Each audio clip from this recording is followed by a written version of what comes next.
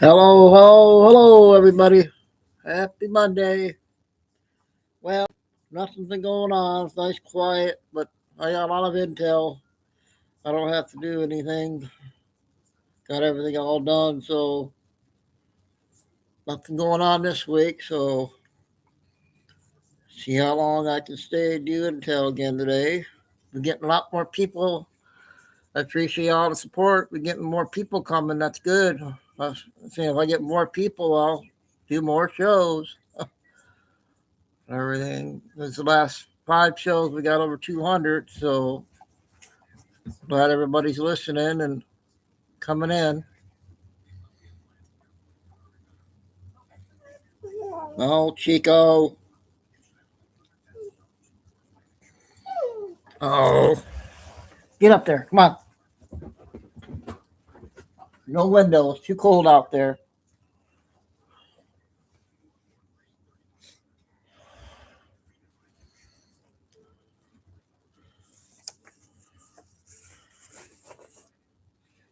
Like I said, I find intel. People come. I'll come on and do a lot more shows.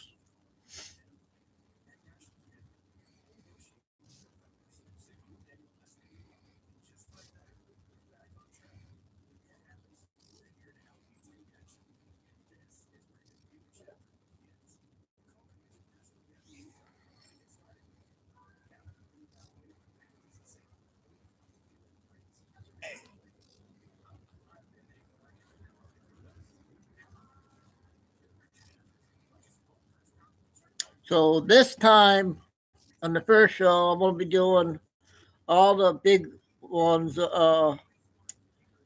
Cash has two good ones about Iran, and then I got some other 15-minute ones, and then we'll do the small ones first. I got a 5 minute clip on Trump. Flying Eagle. It's about the war, the numbers on the war, I think. So, and yep, I got another crazy one on the crazy funny lady on the YouTube, and our favorite one on TikTok. She said, "What does she mean by she got banned and restored?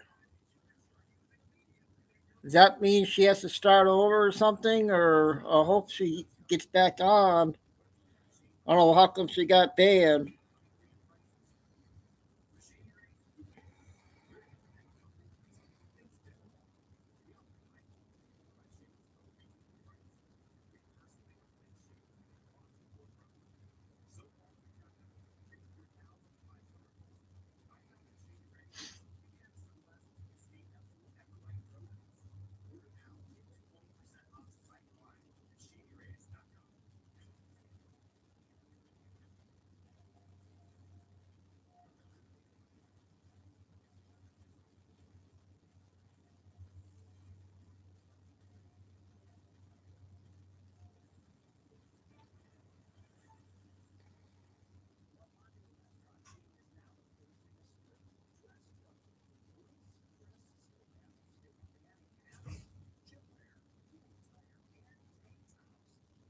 Wow, got some good stuff, good ones flying. They go. One guy, the FBI raid channel has one too.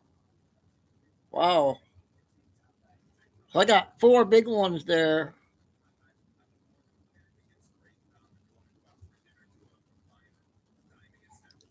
But I'm gonna play.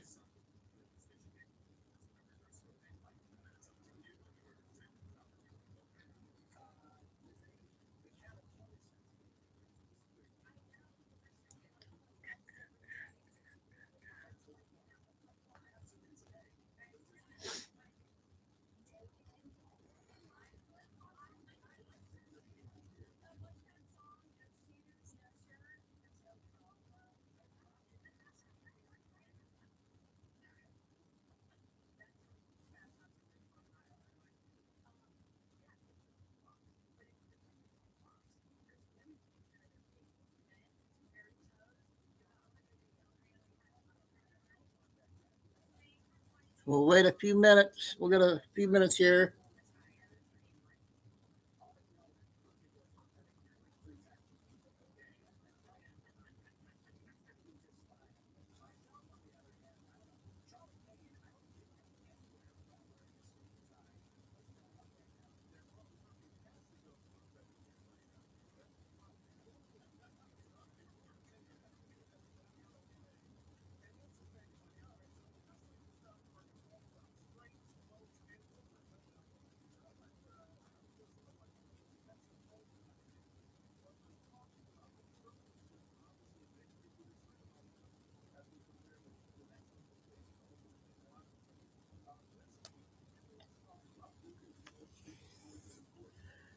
These are the working hours. A lot of people will be at work.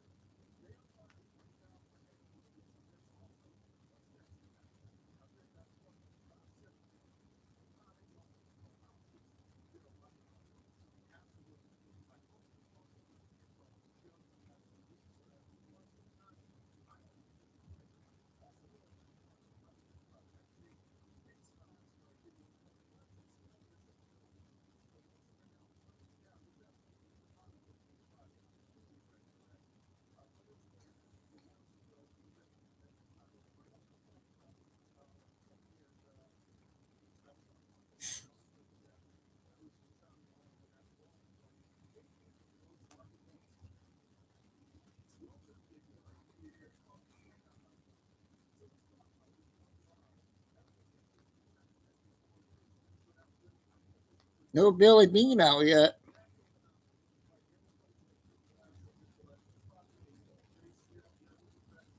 Oh, I guess Trump was on Flying Eagle an hour ago. What did he say?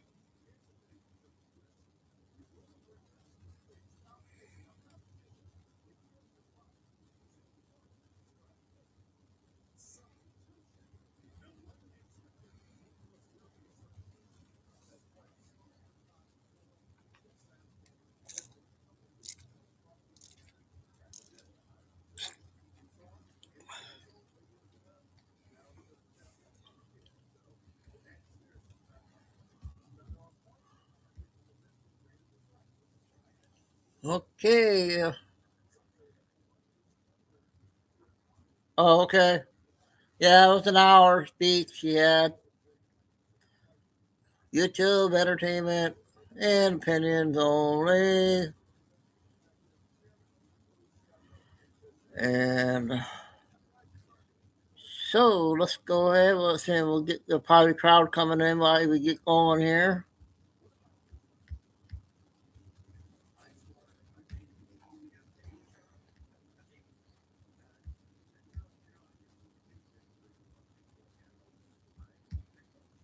Oh,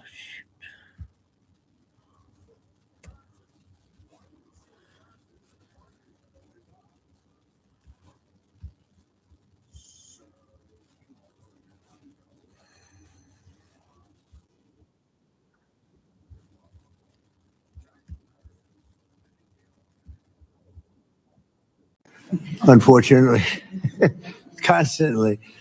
And I'll say a few words about what's happening in the Middle East. And if you have a couple of questions, we'll do that, and then we'll get on with our board meeting. So thank you very much for being here. We have a wonderful group of very, very smart, talented patriots at this table. 5 minutes. Our powerful military campaign to end the threats posed by the Iranian regime continued in full force over the past few days. They have been literally obliterated. The Air Force is gone. The Navy is gone. Many ships have been sunk. They're warfighting ships, but I guess they didn't know how to use them. And anti-aircraft is decimated. Their radar is gone, and their leaders are gone. Other than that, they're doing quite well. They've been a terror for 47 years. And now, I guess, the world, through the United States, with the help of Israel, is doing what should have been done many years ago. Should have been done many years ago. Since the beginning of the conflict, we've struck more than 7,000 targets across Iran. And these have been mostly commercial and military targets. We've achieved a 90% reduction in their ballistic missile launches and a 95% reduction in drone attacks. The missiles are trickling in now at very low levels because they don't have too many missiles left. We've also attacked the manufacturing plants, where the places where they manufacture the missiles and the drones. And that's going on today. We just hit 3 of them today. And it's getting very hard for them to manufacture. More than 100 Iranian naval vessels have been sunk or destroyed over the last week and a half. That has to be some kind of a record. Additional strikes continue to launch from all directions every single hour. And as you know, we attacked Karg Island and knocked it literally, destroyed everything on the island except for the area where the oil is. I call it the pipes. We left the pipes. We didn't want to do that, but we will do that. We can do that on 5 minutes notice. It'll be over. But for purposes of someday rebuilding that country, I guess we did the right thing. But it may not stay that way. Just one simple word and the pipes will be gone too, but it'll take a long time to rebuild that. We are aggressively dismantling Iran's defense industrial base, and ability to rebuild its missiles and drone capability is getting down to close to zero. And we're hammering their capacity to threaten commercial shipping in the Strait of Hormuz, with more than 30 mine-laying ships destroyed. We hit, to the best of our knowledge, all of their mine-laying ships. Now they can put them on other types of ships, I guess, and drop them in. But we don't know that any have even been dropped in. We're not sure that any have been. That's a big negative for them if they do it. It's a form of suicide. But we don't know that they have dropped any in. But we've hit all 30 of their ships and destroyed them. They're all at the bottom of the sea. We strongly encourage other nations whose economies depend on the Strait far more than ours. You know, we get less than 1% of our oil from the Strait, and some countries get much more. Japan gets 95%. China gets 90%. Many of the Europeans get quite a bit. South Korea gets 35%.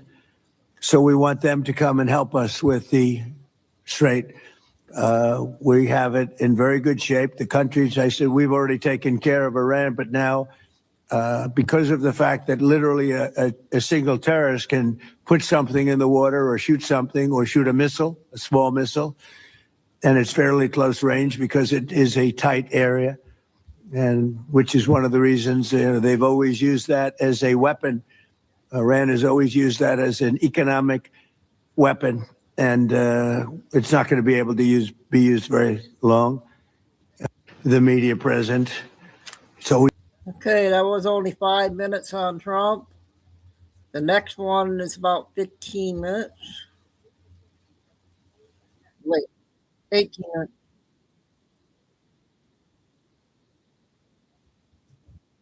Not a destroyer, an amphibious assault ship, USS Tripoli LHA-7. The ship most defense analysts had written off as a failed experiment. On her flight deck, up to 20 F-35B Lightning II stealth fighters. In her hull, 2,500 Marines. Destination, Hormuz. Here is why that is strange. We broke 90% of Iran's military equation. 60 warships sit on the bottom of the Gulf. The missile factories that fed Hormuz its teeth are rubble. Drone production lines, silent. Two carrier strike groups hold the perimeter from opposite oceans. Lincoln commands the Arabian Sea, Ford locks down the Red Sea. A third carrier, the Bush, is still crossing the Atlantic, days away. From the outside, the siege looks complete, but Hormuz is still closed. So look at what complete actually means when you run the numbers. More than 150 tankers sit anchored outside the strait, hemorrhaging fuel costs while they wait. Brent crude holds above $100 a barrel because the market prices certainty, and right now, certainty does not exist. The remaining 10% of Iran's capability, mines seated across the seabed, mobile launchers buried inside mountain tunnels, fast attack craft staged in coastal coves, is enough to deny a 6 nautical mile shipping corridor. And here is the brutal arithmetic that keeps every escort commander awake. You do not need to sink a convoy to close a strait. You need to sink one tanker, one burning hull in that corridor, and no insurer on Earth will write the next policy. The strait does not close by force, it closes by fear, and fear only needs one example. That is the paradox at the center of this war. The most powerful navy in human history solved 90% of the problem, but escort requires 100, and the distance between 90 and 100 is a supertanker on fire. Why is the Pentagon sending a ship most analysts dismissed to solve the problem two supercarriers could not? What can 2,500 Marines do that 50,000 sailors cannot? If you are proud of the men and women operating these machines, subscribe to Navy Decoded. We do not sell headlines, we solve equations. To answer that, we need to understand the weapon they are sending, a ship America built, hated, and nearly scrapped. Because the story of why it was called a mistake is the same story that explains why it might now be the answer. Spring, the unofficial new year for tool people. Celebrate spring savings at Harbor Freight. Men don't do basic hydration. We need super hydration. Old Spice Super Hydration. Vitamin booster for 20. When the Navy designed the America-class Flight Zero, they made a decision that drew fire from Congress, Marine Corps generals, and defense analysts alike. They removed the well deck from the blueprint entirely. The well deck is the ballast-flooded chamber at the bottom of an amphibious ship. Every assault ship since World War II has carried one. It is how you launch LCAC hovercraft, how you deploy landing craft. It is the identity of an amphibious warship. Designing an amphib without a well deck is like engineering a cargo truck and forgetting the bed. The backlash was fierce enough to force the Navy's hand. Congress mandated the well deck be restored on the third hull, USS Bougainville, LHA-8. The first two, America, LHA-6, and Tripoli, LHA-7, were written off as failed experiments. Amphibious ships that forgot how to be amphibious. The defense press agreed. The ship was a mistake. But the Navy understood something the critics did not. The space the well deck used to occupy unlocked a doubled hangar bay, expanded aviation maintenance facilities, a fully equipped surgical hospital, and jet fuel storage that previous amphib designs could never accommodate. Tripoli did not lose the ability to put Marines ashore. Tripoli changed how it puts Marines ashore, from the sea surface to the air. And in return, it gained something no other amphibious ship on Earth possesses: the ability to operate 20 F-35B Lightning II stealth fighters simultaneously. Proven off the coast of California in April 2022, 16 jets from Marine Aircraft Group 13 and 4 from VMX-1 operating from her deck in a single surge evolution. 20 F-35Bs, nearly half the air wing of a $13 billion supercarrier, on a ship that costs $3.5 billion. The ship they called a mistake turned out to be the most dangerous pocket carrier afloat. Now here is why that mistake is exactly right for Hormuz. We explained in a previous video why carriers refuse to enter the Persian Gulf. That 540 nautical mile bathtub Iran spent 40 years turning into a kill box. 100,000 tons of irreplaceable steel is too valuable to risk inside it. Tripoli displaces 44,000 tons. She is not irreplaceable the way Ford or Lincoln are. In the Pentagon's risk calculus, losing Tripoli is painful. Losing a carrier is catastrophic. Tripoli is expendable enough to get close and powerful enough to change the equation. And she brings something no carrier possesses: 2,500 Marines distributed across 5 ships. The 31st Marine Expeditionary Unit out of Okinawa, the only continuously forward-deployed MEU on the planet. They just completed exercise Iron Fist 26 with the Japanese Self-Defense Force, practicing island seizure, electronic warfare, and rapid amphibious assault from February 23rd through March 9th. 2 weeks before Hormuz called. Escorting the Tripoli, the E.E. Jais cruiser Robert Smalls, CG-62, the Arleigh Burke destroyer Rafael Peralta, DDG-115, and 2 San Antonio-class LPDs, New Orleans and San Diego, carrying the Marines and their equipment. There is a cost. Pulling Tripoli from Japan strips the Indo-Pacific of its only amphibious rapid reaction force. That is not a light decision. The Pentagon is withdrawing assets from one theater to solve another, and that tells you exactly how important Hormuz is to America right now. The ship they called a mistake is now running at high speed through the South China Sea toward the narrowest strait on Earth, and it carries something nobody has brought to Hormuz before. Not more missiles, but an entirely new dimension, the ground. Iran built beach defenses to stop landing craft from the sea. Tripoli has no 10 landing minutes, craft. guys, 10 Its minutes. Marines come from the sky.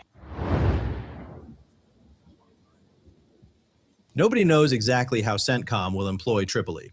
The orders are classified, and any channel that claims otherwise is guessing. But the capability is not classified, and Tripoli introduces 3 capabilities that did not exist at Hormuz before she sailed.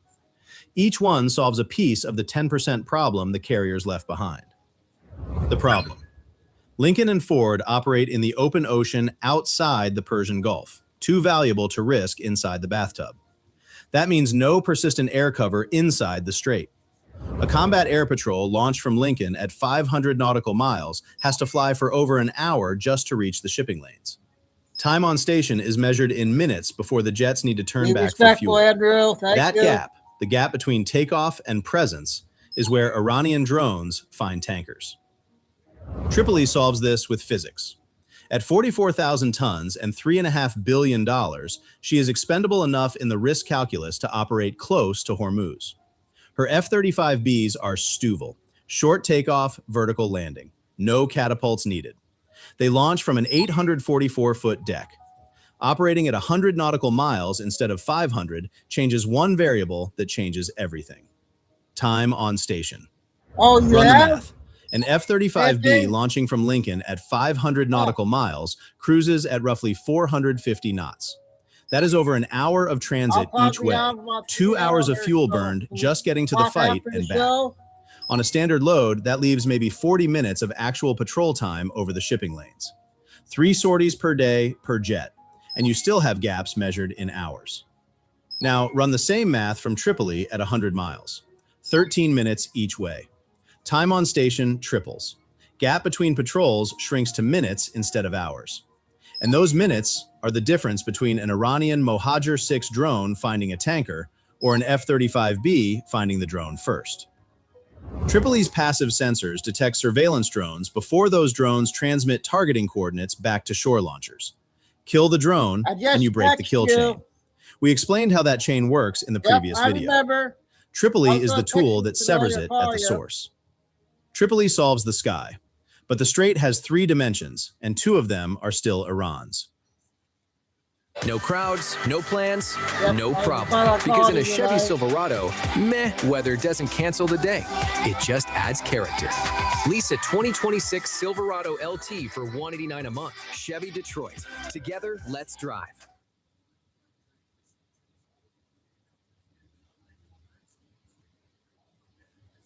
Lose 45 pounds and become unrecognizable by summer. On Monday, March 16th. We're starting the 3 fortified islands sit directly inside the shipping corridor, and no amount of air patrol neutralizes a missile launcher buried in reinforced concrete. Iran controls Abu Musa, Greater Tumb, and Lesser Tumb, seized in 1971. Iran fortified them with anti-ship missile batteries, coastal radar, artillery positions, and IRGC garrisons. They are unsinkable aircraft carriers, fixed platforms that can launch ordnance into the shipping lanes at point-blank range. Even after Epic Fury's air campaign, any surviving capability on those islands threatens every vessel transiting the corridor. This is the scenario Tripoli was optimized for, and this is where removing the well deck becomes an advantage, not a liability. A conventional amphibious ship would have to push landing craft through those same mined waters to reach the island. Tripoli does not. Marines insert by vertical envelopment. MV-22 Ospreys and CH-53 helicopters, not landing craft. They fly over the minefields instead of sailing through them. They do not touch the water Iran spent decades preparing to deny. Strike teams neutralize missile launchers and radar installations, extract whatever intelligence they can carry, and withdraw to the ship before the garrison can mount a counter. No permanent occupation, just a position that no longer shoots at tankers. The precedent exists. Operation Praying Mantis, 1988. Marines from USS Trenton boarded and destroyed Iranian oil platforms in the Persian Gulf in a single day. The 31st MEU trains for exactly this kind of operation. The honest caveat: raiding a fortified island is high risk. The current state of Iranian defenses on these islands after 2 weeks of airstrikes remains unclear. This is the lowest probability scenario, but the highest impact one, and it is now on the table. But here is what matters. The fact that a raid is possible forces Iran to garrison those islands, and every IRGC soldier defending an island is one not defending the coastline. Raids solve islands. But the strait is not only islands, it is also 6 nautical miles of open water that no warship can safely enter. So the question becomes larger. How do you control a corridor without putting a ship inside it? The concept is called Expeditionary Advanced Base Operations, the central idea behind the Marine Corps' Force Design 2030 overhaul, the most radical restructuring of the Marines since World War II. It has never been tested in combat. Hormuz may be the first. 5 minutes. Here is how it 5 works. minutes. Marines fly ashore to small islands, uninhabited coastline, or allied territory in Oman or the UAE. They establish temporary bases, HIMARS launchers, radar arrays, and forward arming and refueling points where F-35Bs and Ospreys can land, rearm, and relaunch without returning to the ship. What this creates? A kill zone spanning the entire width of the strait. HIMARS firing ATACMS at 162 nautical miles or PRSM at 270 nautical miles can engage any fast attack craft, submarine, or mine-laying vessel that enters the shipping corridor. Anti-ship firepower from shore. Simultaneously, Marines provide security for the LCS mine countermeasure ships already operating in the area. Small boats screening against fast boat harassment, F-35Bs overhead creating a protective bubble. Mine clearance still takes weeks, but Tripoli accelerates the timeline by protecting the sweepers, instead of waiting for the sweeping to finish before escort begins. That rewrites the physics of strait control. You no longer need warships inside the strait to control the strait. Marines on shore create a firepower bubble that is cheaper, harder to find, and impossible to sink. The precedent is not theoretical. HIMARS already sank Iranian warships during Epic Fury, firing from Bahrain. The 31st MEU just practiced a similar scenario during exercise Iron Fist 26. The honest caveat: EABO doctrine is new, untested at this scale. The logistics of sustaining forward bases under Iranian counterfire remain unproven. But the physics has already been proven. HIMARS reached Iranian warships from Bahrain. The doctrine is new, the weapon is not. 3 separate scenarios, but none of them matters in isolation. Stack them together, and something emerges that Iran has never faced and has no playbook to counter. This is not about adding more firepower to a problem firepower already failed to solve. It is about adding a dimension that did not exist in this theater until Tripoli sailed. For 40 years, Iran only prepared to counter threats from the sea, American warships on the horizon. Iran mastered that equation: mines below the waterline, cruise missiles from shore batteries, fast attack craft swarming in the shallow. Every dollar, every doctrine, every fortification was built to make the Gulf too expensive for ships to enter. The first 2 weeks of Epic Fury added a threat from the sky. Carrier air wings dismantled air defenses, flattened factories, crippled military infrastructure. But aircraft fly sorties and return to base. They do not stay. When Tripoli arrives, the equation gains a threat from the ground. Marines can appear on any island, any coastline, any allied position along the strait. And Marines stay. That is the dimension Iran never built defenses against. Iran built coastal defenses against ships entering the strait, mines, shore-based missiles, fast attack swarms. Iran built air defenses against aircraft bombing from above. Those defenses are now crippled. Iran built beach defenses to stop landing craft from the sea. Tripoli has no landing craft. Its Marines come from the sky. Now look at it from Tehran's side.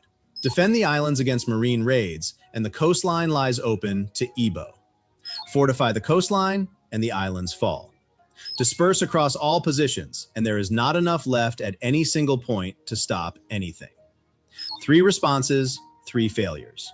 The equation has no correct answer because Iran built defenses against ships and aircraft, not against Marines who arrived by helicopter onto positions that were never supposed to be contested.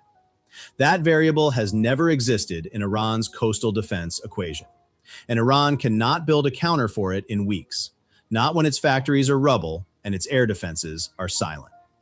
Be honest about what this does not mean. It does not mean Hormuz opens tomorrow. Mine clearance still takes time. Escort still carries risk.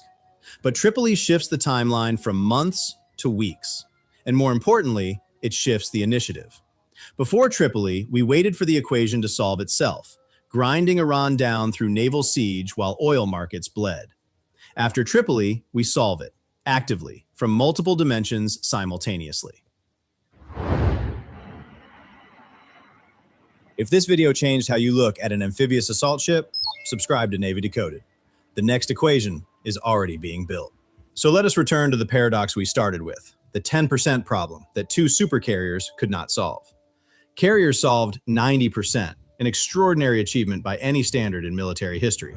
But Hormuz does not grade on a curve. Hormuz runs on absolute certainty, and 90% is not 100. A single mine, a single missile, a single tanker burning in the corridor is all it takes to keep the insurance markets shut and the shipping lanes empty. The Navy did not solve the last 10% by sending more ships into the corridor. They sent a force designed to operate where ships cannot. On islands, on coastlines, in the sky above the strait, at ranges no carrier can sustain. The Navy refused to enter Hormuz, so they sent the Marines. Not to invade Iran, not to occupy, to fill the gap between 90 and 100%, by solving the equation from dimensions Iran never defended. Iran spent 40 years solving the equation for ships. They solved it perfectly. Mines, missiles, swarms, mountain tunnels, every defense calibrated to one variable, American steel on the waterline. They solved the right equation, but it was the wrong variable. Carriers siege from outside, Marines solve from inside. And the ship they called a mistake turned out to be the answer nobody saw coming. Dismissed. Hand off your taxes to an expert in. Okay, I thought that was something different there. Very important one there.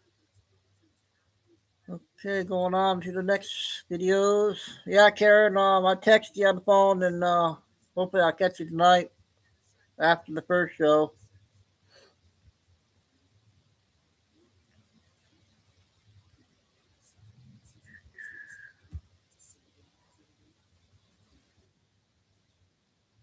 Okay, finding on this one. To Pi Day on the Roman Republic calendar.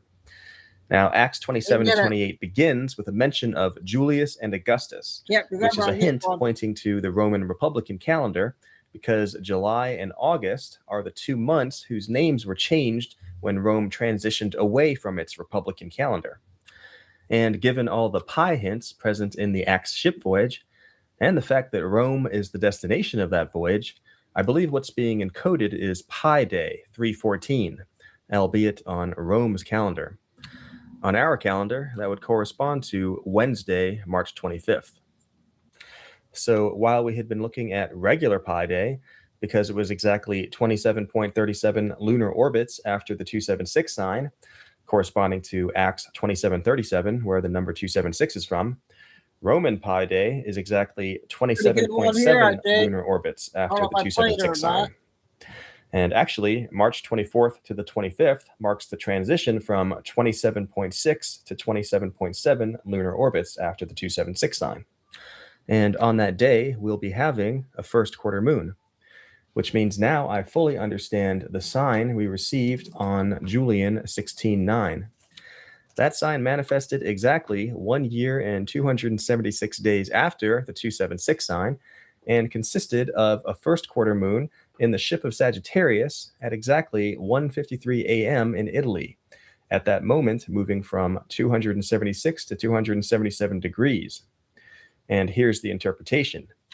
Julian 16:9 encodes Roman Pi Day, because the name Julian comes from Julius Caesar, who was a Roman emperor, and 16 and 9 point to the 16th and 9th letters of the alphabet, P and I, which spell pi. The first quarter moon encodes the first quarter moon we will be having on Roman Pi Day. And the 276 to 277 degrees encodes the transition from 27.6 to 27.7 lunar orbits since the 276 sign, which will be occurring as Roman Pi Day begins. So now we see how clearly that first quarter moon was pointing to Roman Pi Day.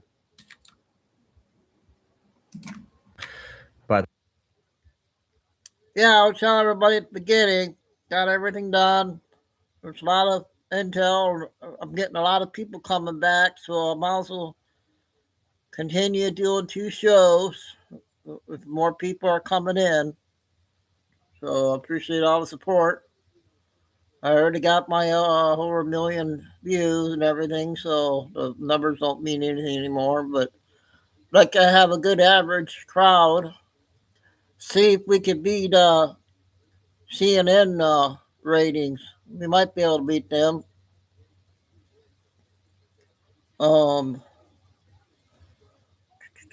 Yeah, if I knew, I can't remember on this one. I don't know how old this one is. This seems to be new. The way, March 24th to the 25th also marks the transition from 116 to 117 weeks after the 276 sign.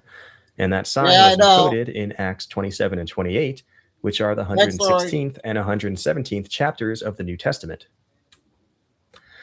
We can also see the period from regular Pi Day to Roman Pi Day encoded within the Acts voyage. So in Acts 28:13, they fetched a compass at Syracuse. A compass is used to draw a circle. This event represents regular Pi Day. On that day, March 14th, the moon was in Capricorn. Then it says that they came to Rhegium, and after 1 day, the south wind blew, and they came the next day to Puteoli. Puteoli represents the constellation of Aquarius, and the moon will be in Aquarius around March 17th. Then Paul tarries in Puteoli for 7 days. The 7 days from March 17th to March 24th take the moon from Aquarius across the celestial sea to Taurus. So then Paul departs Puteoli the next day. So that would be March 25th. And as you can see, the moon will cross over from Taurus into Gemini. That's why in the next verse it says that when they arrived near Rome, they met some brethren. The brethren encodes the Gemini twins. Gemini is 2 brothers. And they met those brethren at the Appii Forum and the 3 taverns. The spelling of Appii is a very obvious manifestation of pi, and even the 3 taverns hints at pi because it's 2 words that start with the letter T, and when you place 2 T's side by side, it resembles the symbol for pi. So just combine those pi hints with the fact that this meeting is occurring as Paul arrives in Rome, and you get Roman Pi Day. And it's all the more amazing considering that the sky on Roman Pi Day just so happens to perfectly match the encoded astro-symbolism of the brethren, aka Gemini.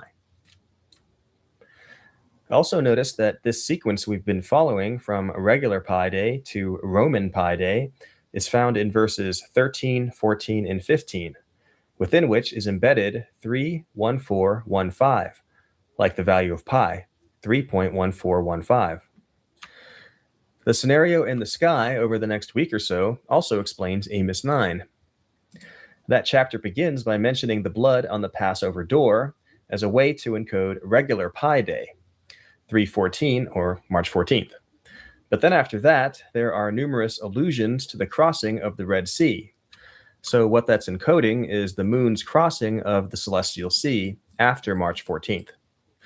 So Amos 9 is basically giving us the same information as Acts 28, only in a different way. And by the way, Amos chapter 9 is the 888th chapter of the Bible. Jesus in Greek gematria equals 888.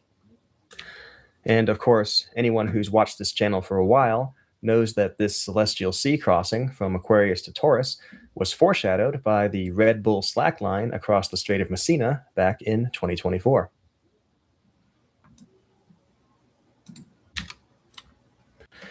All right, so that is my high watch date, Roman Pi Day, which falls on Wednesday, March 25th. In terms of time zones, I don't know if that means that in the Americas it would happen on the 24th, or in Japan and Australia it would happen on the 26th. I only know that in Rome it will be March 25th. And on the Julian calendar, that would be 3/12, or also possibly catching the tail end of Julian 3/11. And on the moon sliver calendar, that would be 12/5, which could be why the man-child is caught up in Revelation 12:5. I also noticed that it would be the first day of the year, or New Year's Day, if you will, on the Dead Sea Scrolls calendar. So that's pretty interesting. And as I've already mentioned, the moon will be a first quarter moon just around the Taurus-Gemini border. All right, so that is pretty much it for the video. I thank you for watching. God bless, and Maranatha. Interesting video. Okay, Patriot Princess, 4 minutes. 4 minutes.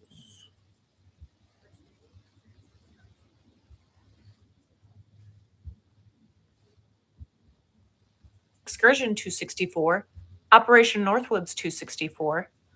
Let's talk about Operation Northwoods. So with your help and hard work, we're making America great again. We're doing it much faster than we thought, and it's better, stronger, and our country is doing really well. I mean, at a level that nobody thought. We took a little excursion because we felt we had to do that to get rid of some evil. Hey, Lori, have a good visit. I think you'll see it's going to be a short-term excursion. How good is our military, right? Why is there only one cell phone camera video? Yeah, I think I played this one. Of Derek Chauvin on George Floyd? And why is there only one video angle of 9/11? It's only 4 minutes. And why is there only one video angle of President Kennedy getting shot? I'm just questioning everything, especially the mainstream media. Let's dig into this. Operation Northwoods was a proposed false flag operation that originated in the U.S. Department of Defense of the United States government in 1962. Supposedly, the CIA staged and committed acts of terrorism against the U.S. military and civilian targets. So they went to these great lengths to stage these false flag events, and then they used the mainstream media to blame everything on the Cuban government. They used the drama to justify a war against Cuba. I mean, seriously, look at the details of this operation. They took a civilian aircraft, painted it to look like a U.S. Air Force aircraft, remote controlled it, used it as a drone, and flew it off the coast of Cuba and staged an actual shoot down. They shot the plane down. They also fabricated and staged assassinations of Cuban immigrants and blew up and sank Cuban refugee boats. So they're attacking Cuban refugees and immigrants. What does that sound like to you right now? What's happening right now? And they use the mainstream media to broadcast it everywhere, manipulate the minds and the hearts of the masses, and usher us into a war. And what happened with 9/11? What happened after that? We were ushered into a new war. What if the real enemy is the CIA? And what if there's CIA bad actors in the mainstream media, lying to us, not telling the truth? What if they're deep state, bad actors? What if this is all a setup just like Operation Northwoods to cause chaos in all the cities just like Operation Northwoods did to stop the unity and stop the peace? Look at what President Trump is doing. He's creating peace in the Middle East and peace everywhere and law and order. He's doing executive orders to stop the money laundering and stop the human trafficking. Just like Q Post 1183 says, EO, executive order. Follow the executive orders. Follow the pen. Push to divide is strong. Push to divide is strong. Stay together. Stay strong. We, the people. You are the media now. New show today. I'm just saying, question everything, especially the mainstream media. Yeah, I couldn't remember if I saw. I think we did play this, but It's a short one. We stay frosty, Patriots. Like Klondike bars. Cryogenic. Like a snowman. Okay. Next one's 4 minutes also. What's her name? The press secretary just came out with a brief here.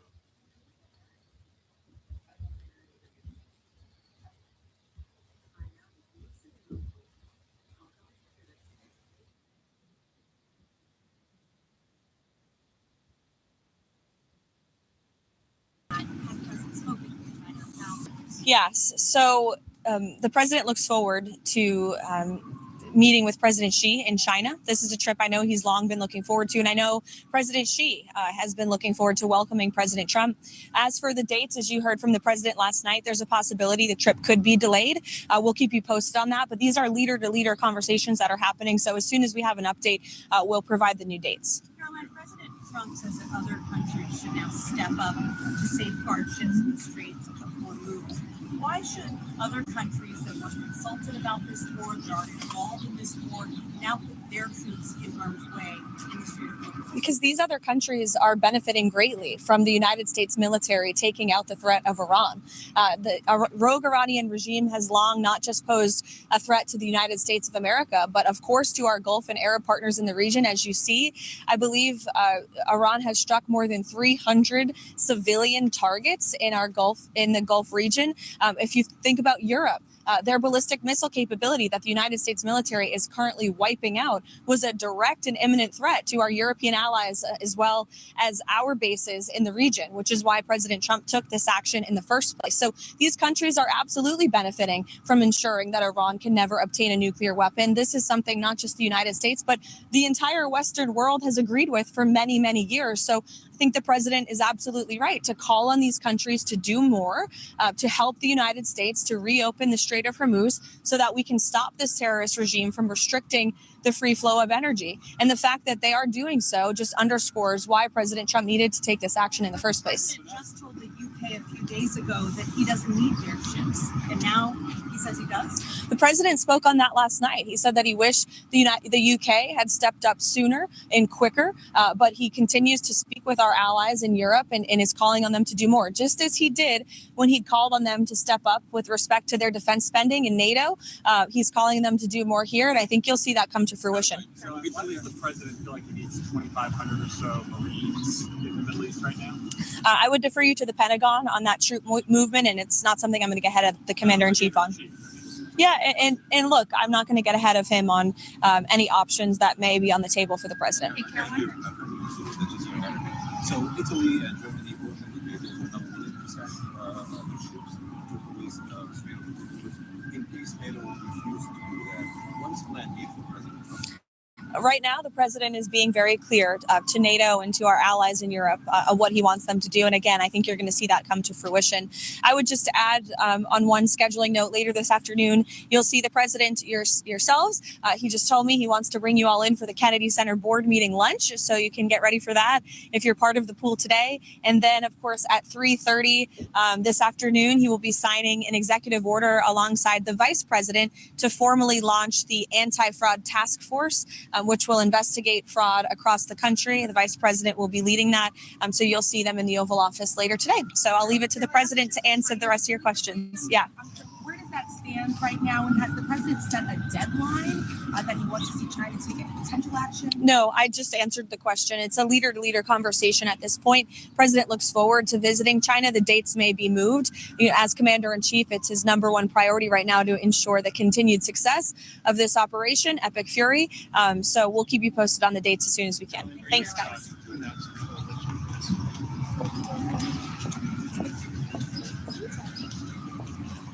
Okay, that was only a 4-minute one. The next two are 4 minutes also.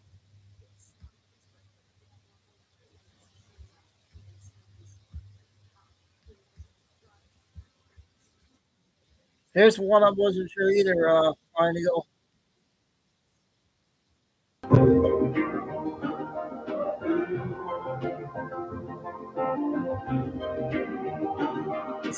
Is this considered music? I turn the volume off.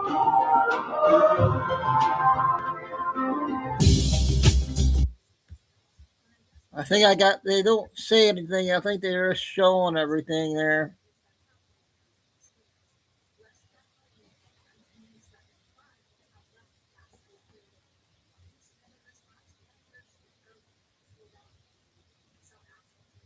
See what happens here.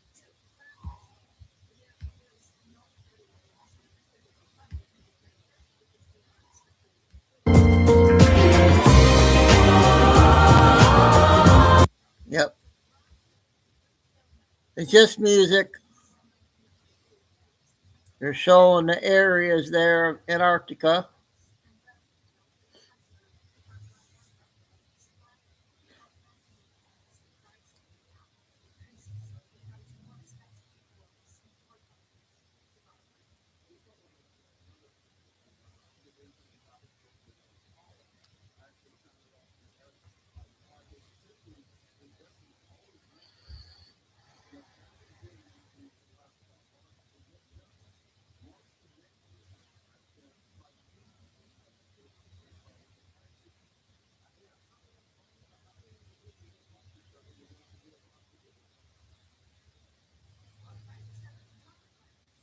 It's under 4 minutes.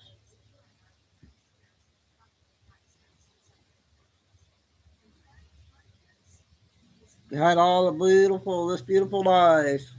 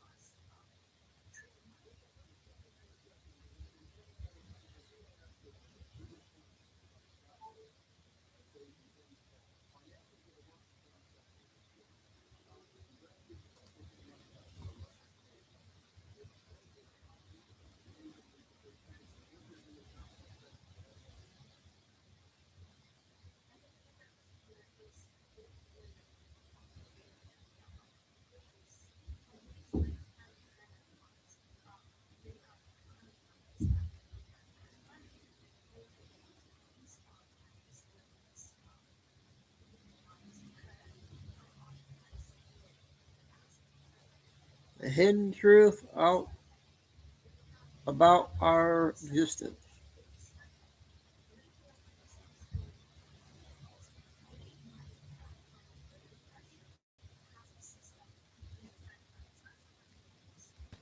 Ah! I barely tapped it. Dang it.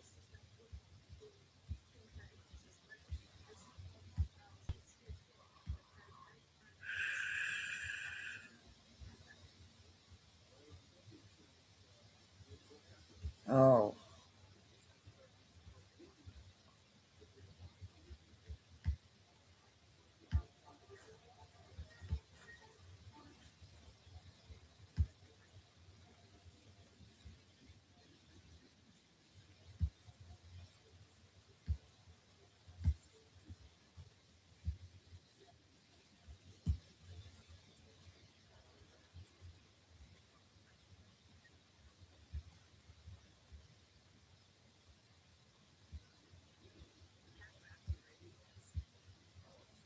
God dang it.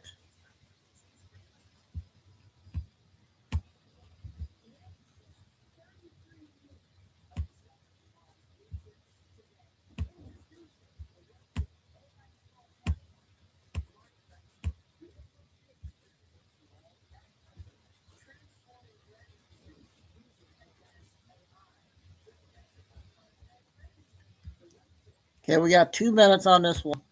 On left.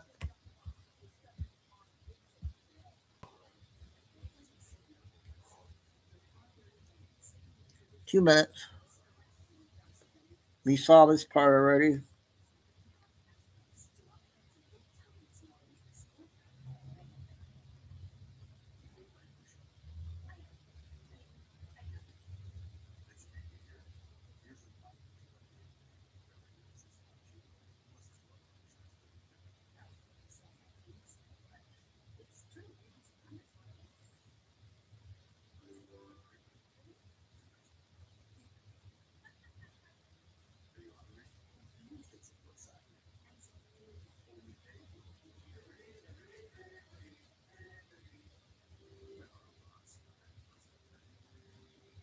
Oh, not. All right. We saw half of it. Sorry, you guys. We'll go on to the next one.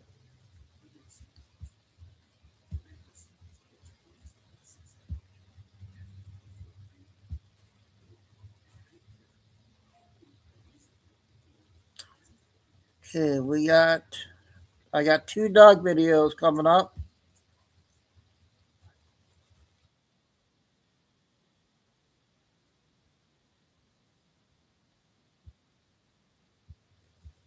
It's not just a tournament, it's personal. We've got the easiest way to bet what you believe. No fluff. Step on in, my Patriots. There's news on JD Vance, and there's also no news on JD Vance. Welcome to Doug in Exile. This is where the Happy Patriots are. As I'm a huge fan of JD Vance, and there's a massive campaign blowing up against him right now on the internet. Welcome to Doug in Exile, where you guys are the heroes. I'll explain. I was born in a country fought by men better than me. Now we're in exile.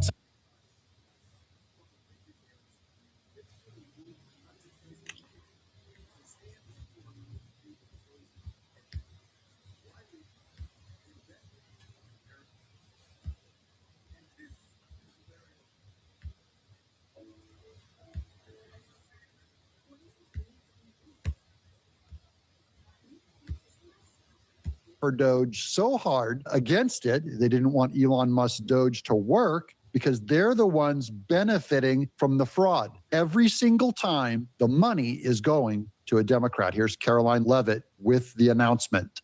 What about President Trump signing this fraud task We just force saw executive this, order with our vice president? this- Yes, this later this part. afternoon in the Oval Office, the president and the vice president will formally launch their executive order and their task force against fraud. This is another promise made and kept by President Trump. He announced this in his State of the Union address and announced that the vice president would be overseeing this task force. So this is really going to establish a whole of government effort to fight fraud at both the state and the federal level in every state across the country. We look at states like California and New York. We know there's been hundreds of billions of fraudulent schemes that have ripped off American taxpayers. So we're going to turn every page to find and identify this fraud, to prosecute the individuals who are engaged in it. This will be, again, a whole of government effort led by the vice president, and the president will be signing that in the Oval Office this afternoon. Now, this is to give JD Vance something to do, and I've heard that he's going to hit New York City very hard first. I'm not sure why that is, but I know that she mentioned California, Minnesota, New York, but rumors are he's going after New York pretty heavy. This is, I believe, Trump giving him something to do because JD Vance is not directly involved in the war in Iraq. Now, a word from our sponsor, Chapter. You guys know I'm huge fans of Chapter because they have saved you over $1 million. We'll see how this goes. Probably didn't go. I stopped it when he was saying the sponsor. He's saying his sponsor right now.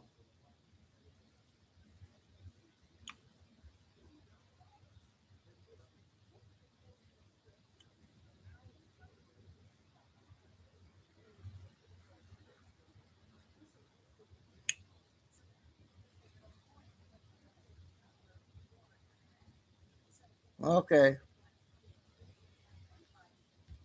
First name basis with your Chapter caller. They treat you like a human being. They're very kind to my audience. They save you lots of money. The call is free. I don't see the downside to this. Call 631-961-8696. My buddies at Chapter today. Okay, so this is what I mean by there's also fake news with JD Vance. This is very bizarre and troubling. This is by a guy named Funky Town. I've seen hundreds and hundreds of negative JD Vance activity on Twitter just today in the last 24 hours. That means there's a giant spam campaign by someone. And it's not the Rubio campaign because he is a truly trusted friend of JD Vance. It sounds like the disinformation socialist people or someone very evil says Vance may need to choose between Tucker Carlson and the presidency. Tucker Carlson's son, Buckley Carlson, works for JD Vance as his deputy press secretary. If JD Vance continues to be aligned with Tucker Carlson, it will kill Vance's chances for 2028 and his reputation. That is a complete lie.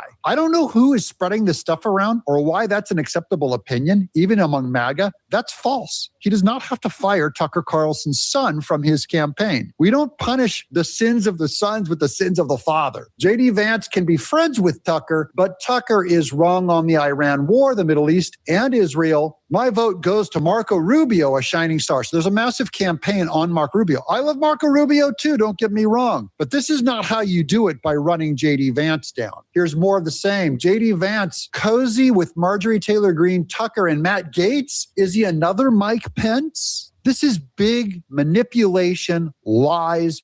This is massively funded, guys. You don't get hundreds and hundreds and hundreds of these kinds of messages on Twitter unless it's targeted and funded, and it's because they think you and I are stupid, and we're not. We're the heroes. We will pick who we want. We might pick Marco Rubio. We might pick J.D. Vance. I'm going with either one of those guys with what America thinks. I am committed first and foremost to J.D. Vance, and I'm fine with that. I will not be manipulated out of that certainly not by press lies. So even if these people think they're doing something good, they're liars. Okay, here's Clash Report. Republican donors are quietly discussing a potential draft Rubio movement for the 2028 presidential election as Secretary of State Marco Rubio's influence rises in Trump's second administration. This is spam by the Clash Report. This is fake news, bought and paid for. His high profile, especially during the Iran conflict, has boosted his standing with some GOP allies and even with Trump. This is Rubio, who has praised Rubio publicly and privately. Keep your fake news, guys. We are not buying this crap. The likely front runner of the 2028 remains Vice President J.D. Vance. Good. But some Republicans are beginning to question whether his nomination is inevitable. Again, I don't get why so much is coming out today. I don't believe it's true or organic, guys. Is J.D. Vance rooting for the Iran war to fail? Holy smokes, that's the New Republic. Recent reporting leaves little doubt. Trump's vice president thinks that if the war goes badly, it will help him secure the 2028 Republican nomination for president. That is the most false take. Absolutely dumb. Absolutely false. There will be no facts in this statement, guys. If you want to understand how Donald Trump is managing the Iran war, a glimpse of the president's recent public statements tells you what you need to know. On Thursday alone, he boasted the United States and Israel were totally destroying Iran, ominously warned the country's soccer team to stay away from the U.S. This is just gobbledygook. It's probably written by AI, guys. Wait, there's more. Here's the Detroit News. Vice President Vance expected to visit this week to Michigan. This is not a solid source, though. I'm going to report it, and I'll give you clips if he goes to Michigan, but this says Vice President J.D. Vance is expected to visit Michigan Wednesday, according to 3 sources with knowledge of the plans. Okay, name your 3 sources with knowledge of the plans. The sources requested to speak on condition of anonymity because they were not yet authorized to discuss Vance's upcoming travel schedule. If you're not authorized to discuss it, why are you discussing it anonymously? Is there a traitor inside the J.D. Vance campaign? According to this article, there's 3 of them. This is disgusting. However, this one I believe, this is March for Life, says J.D. Vance wins pro-life 2028 GOP presidential straw poll. That's good news for a pro-lifer. I think Rubio would be fine in that too, but J.D. Vance being more pro-life than Trump is a huge benefit to me. It's a big reason why I would vote for him. I still support him. All of this negative news so far against J.D. Vance is completely unverified. I believe it's completely false, and we are being lied to. Stay vigilant. Remember, you're the hero. Okay, the first one, Doug. I got a 2-parter, you guys. Might be interesting. So if you guys want me to continue the 2 parts, let me know. See how the first 5 minutes go.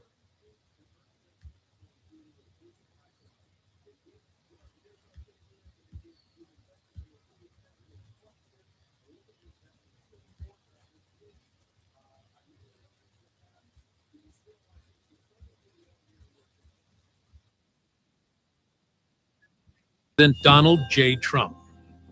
Is this Bible prophecy? President Donald Trump just gave an update on Operation Epic Fury. You will be shocked by 5 facts about this. Number 1, the Trump update that reframed everything. Most people were still asking the basic question, are we at war with Iran? And then President Trump stepped to the podium. The address was delivered from the White House. roughly 36 hours after the first missiles launched. And within the first 2 minutes, it became clear that this was not a standard presidential update on a military operation. The first section was scale. The president described the operation as one of the largest, most complex, most overwhelming military offensives the world has ever seen. He detailed the breadth of what had been struck in just 36 hours. Hundreds of targets across Iranian territory. He described the destruction of Iranian naval assets with specific numbers. 9 warships and a naval building destroyed in a matter of literally minutes. He spoke of air defense systems neutralized, command centers eliminated, and missile sites struck with weapons designed to penetrate the deepest underground bunkers Iran had built. The message of this section was unmistakable. This was not proportional. This was not measured. This was overwhelming. And it was designed to send a signal to Iran, to the region, and to the world that the United States had committed to a scale of force that could not be mistaken for a warning shot. The second section was personal, and it was the most emotionally devastating moment in the entire address. The president paused. His tone shifted, and he spoke about the American service members who had already been killed. At that point, 3 had been confirmed dead by CENTCOM. I don't remember. Others were wounded, some seriously. And the president said something that hung in the air with a weight that no amount of military triumphalism could lift. There will likely be more before it ends. That single sentence changed the texture of the speech, because up to that point, the address had been about power, what America had done, what America could do, what America would continue doing. But that sentence was about cost, and it acknowledged, in a way that no commander-in-chief can avoid, that the price of this operation would be paid in American blood. He asked for prayers for the fallen and their families. He pledged to avenge their loss. And then he moved forward, because the speech had a destination, and he was not finished. The third section was historical framing, and this is where the scope of the address expanded beyond the immediate military campaign into something much larger. The president placed the operation in the context of nearly 5 decades of Iranian hostility toward the United States and Israel. He cited the 1979 hostage crisis. He cited the funding of terrorist organizations that have killed Americans in Lebanon, Iraq, Afghanistan, and across the world. He cited the regime's chants of death to America and death to Israel, not as rhetoric, but as policy. He cited the estimated 30,000 Iranian protesters, and he framed Operation Epic Fury not as a new conflict, but as the culmination of a confrontation that began in 1979 and had been allowed to fester, escalate, and metastasize for 47 years. The language places this conflict in a moral context that transcends the tactical. It says, this is not about missiles and centrifuges. This is about good versus evil, right versus wrong, civilization versus barbarism.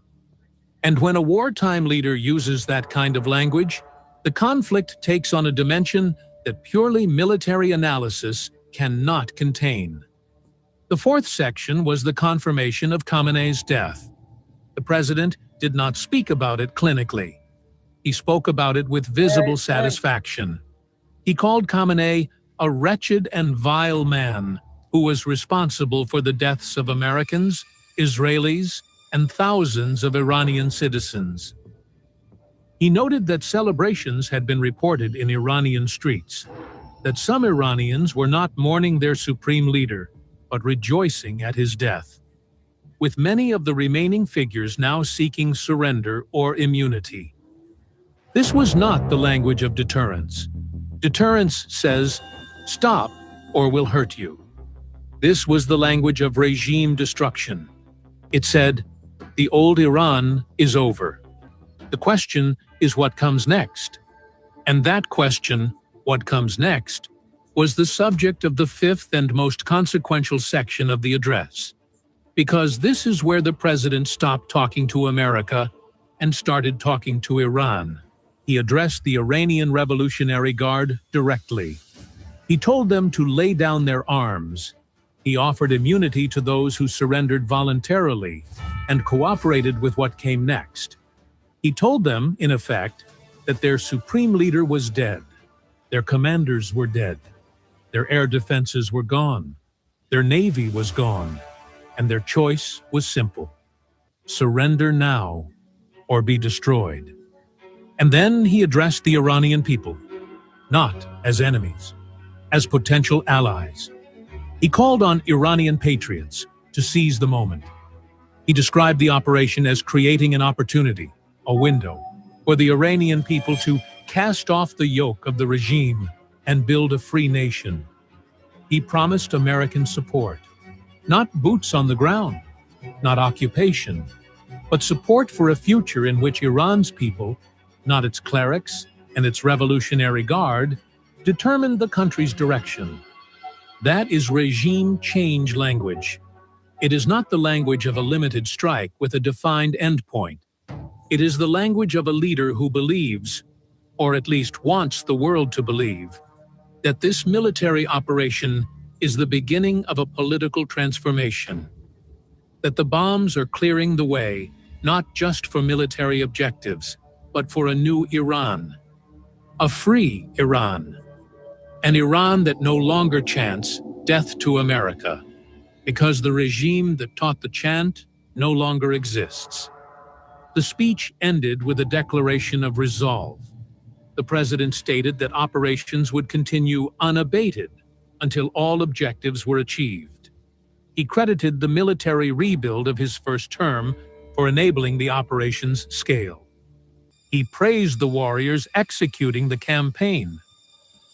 But before we go to the Bible, I need to walk you through what the first 100 hours actually looked like on the ground, because the speed of this operation is part of what makes it feel unprecedented.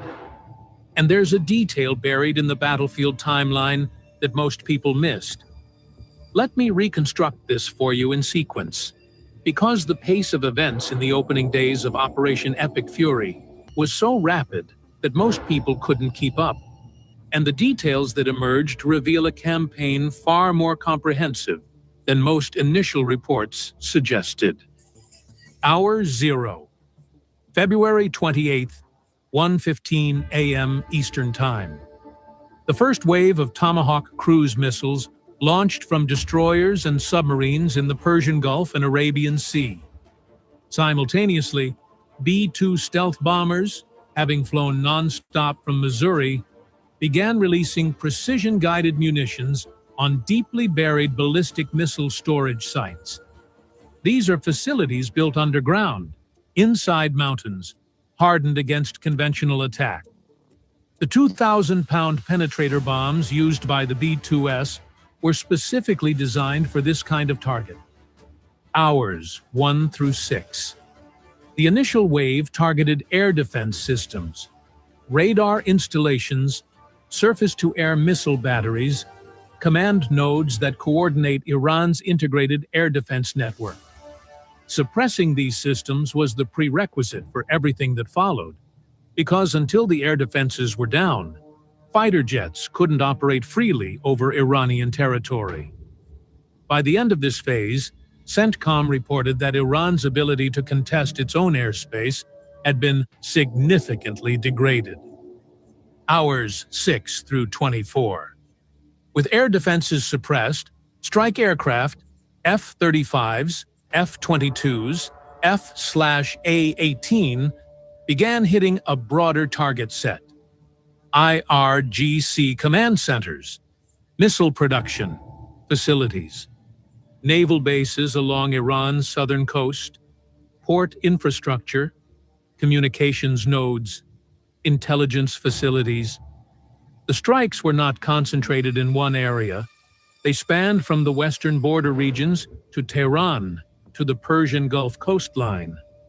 The entire country was inside the operational envelope. Hours 24 through 48.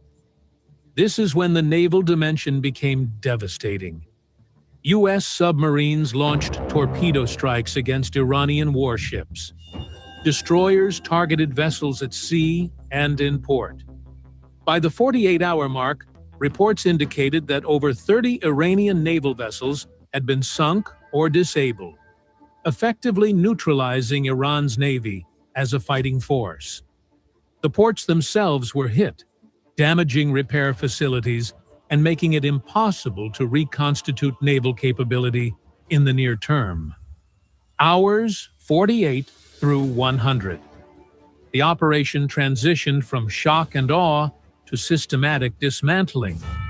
Deeply buried nuclear sites, including Natanz, which had been struck previously in June 2025, were hit again with bunker-busting munitions. Missile production lines were targeted to prevent rebuilding, and the strike tempo didn't decrease, it expanded. CENTCOM described the campaign as building unstoppable momentum and projecting 4 to 6 weeks of sustained operations to achieve all stated objectives. In 100 hours, the United States and Israel had struck over 2,000 targets. Iran's ballistic missile launch capability had been reduced by an estimated 86%. Its drone capability had been reduced by approximately 73%. Its navy had been functionally eliminated, and its supreme leader was dead. Now here's what this timeline tells you, and this is what connects to the prophetic question later. This was not improvised. This was not reactive. This level of coordination, the intelligence preparation, the target packages, the logistics of intercontinental bomber missions, the submarine positioning, the carrier strike group deployment, takes months to plan. The operation began on February 28th, but the decision to execute it was made long before. And that raises a question I'll come back to. If the diplomatic talks in February were never going to succeed, was the war always the intended outcome? But before that question, there's something I need to address that most coverage glosses over. Because this operation has a cost that no presidential address can fully convey. Even in a triumphant address, even amid descriptions of overwhelming force and strategic momentum, there was one line in the president's speech that changed the tone completely. He acknowledged that American service members had been killed. As of the latest confirmed reports from CENTCOM, that sentence deserves to sit with you, because behind the satellite footage and the missile trails and the strategic briefings are real human beings. Soldiers, sailors, airmen, Marines, people with families, people with children who will grow up without a parent. Now, let me step back from the operational details and address the question that sits underneath everything. Why Iran? Why now? And why at this scale? The White House has been consistent in its public messaging about the justification for Operation Epic Fury.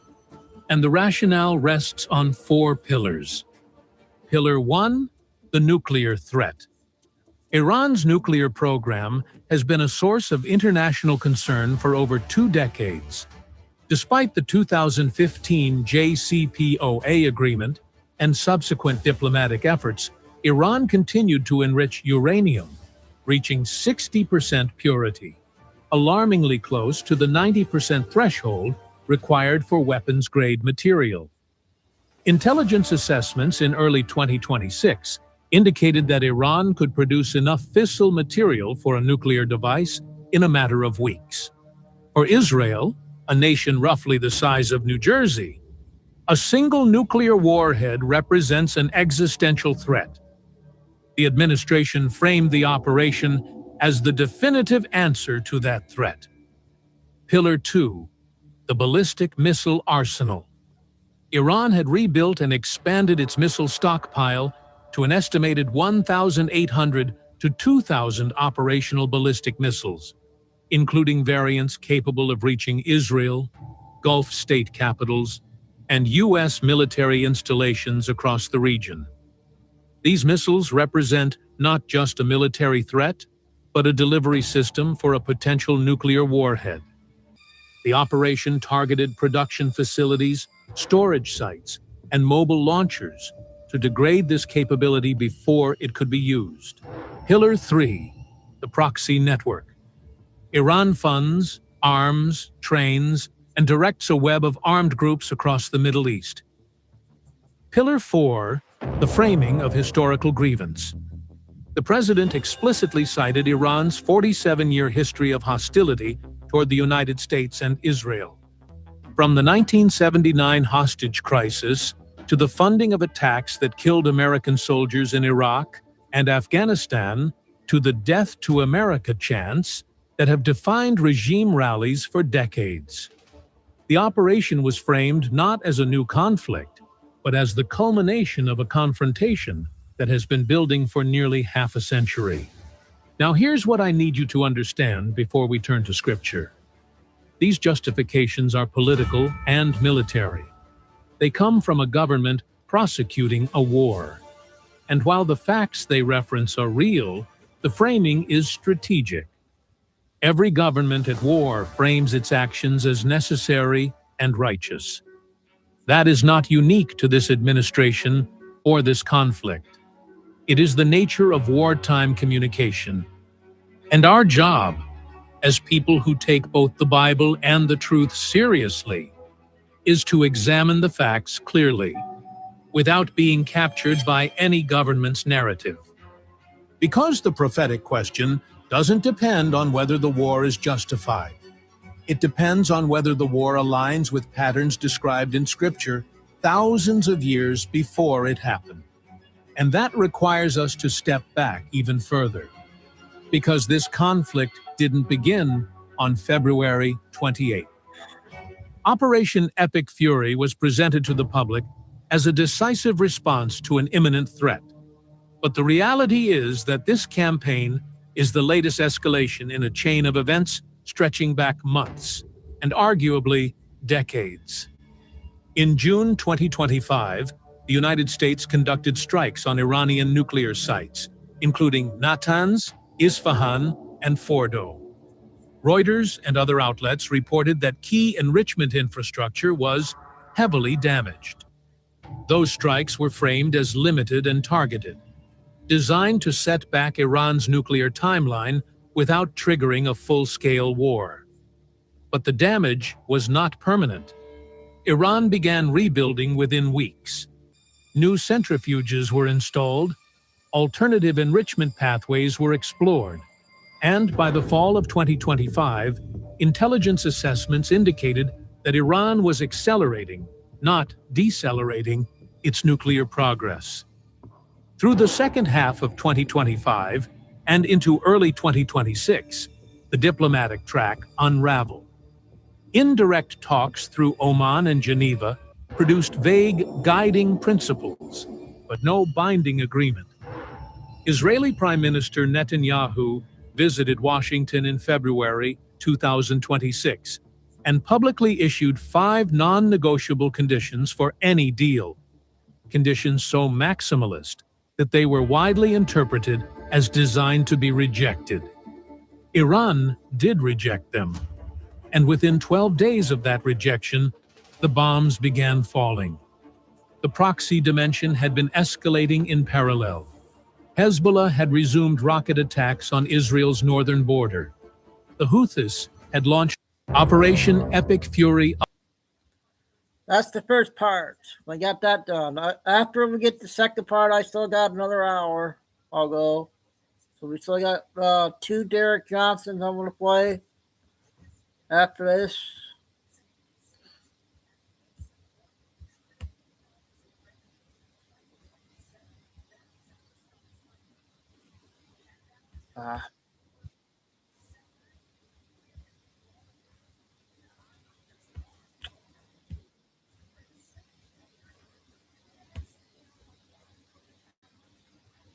Dang it.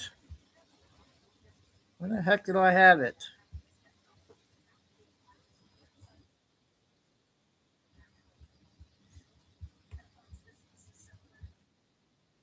The Red Sea. Iranian-backed militias in Iraq had attacked U.S. bases with increasing frequency and sophistication.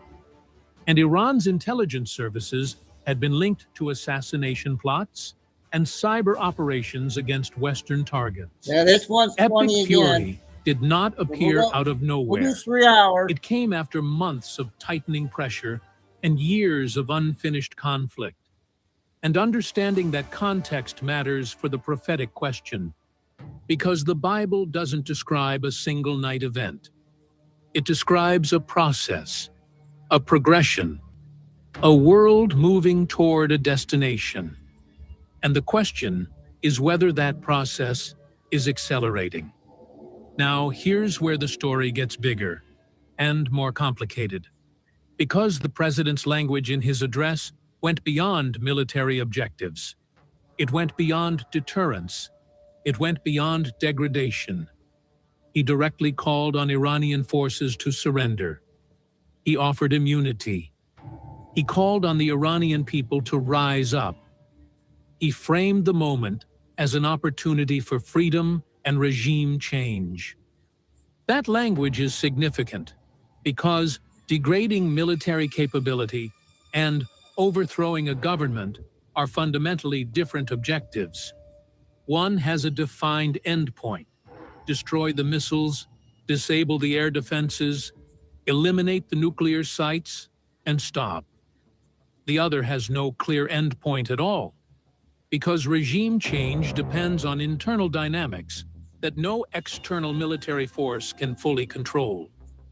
And the administration's stated timeline reflects this ambiguity. Officials have projected 4 to 6 weeks of sustained operations. Some briefings suggest no fixed timeline, only laser-focused pursuit of objectives.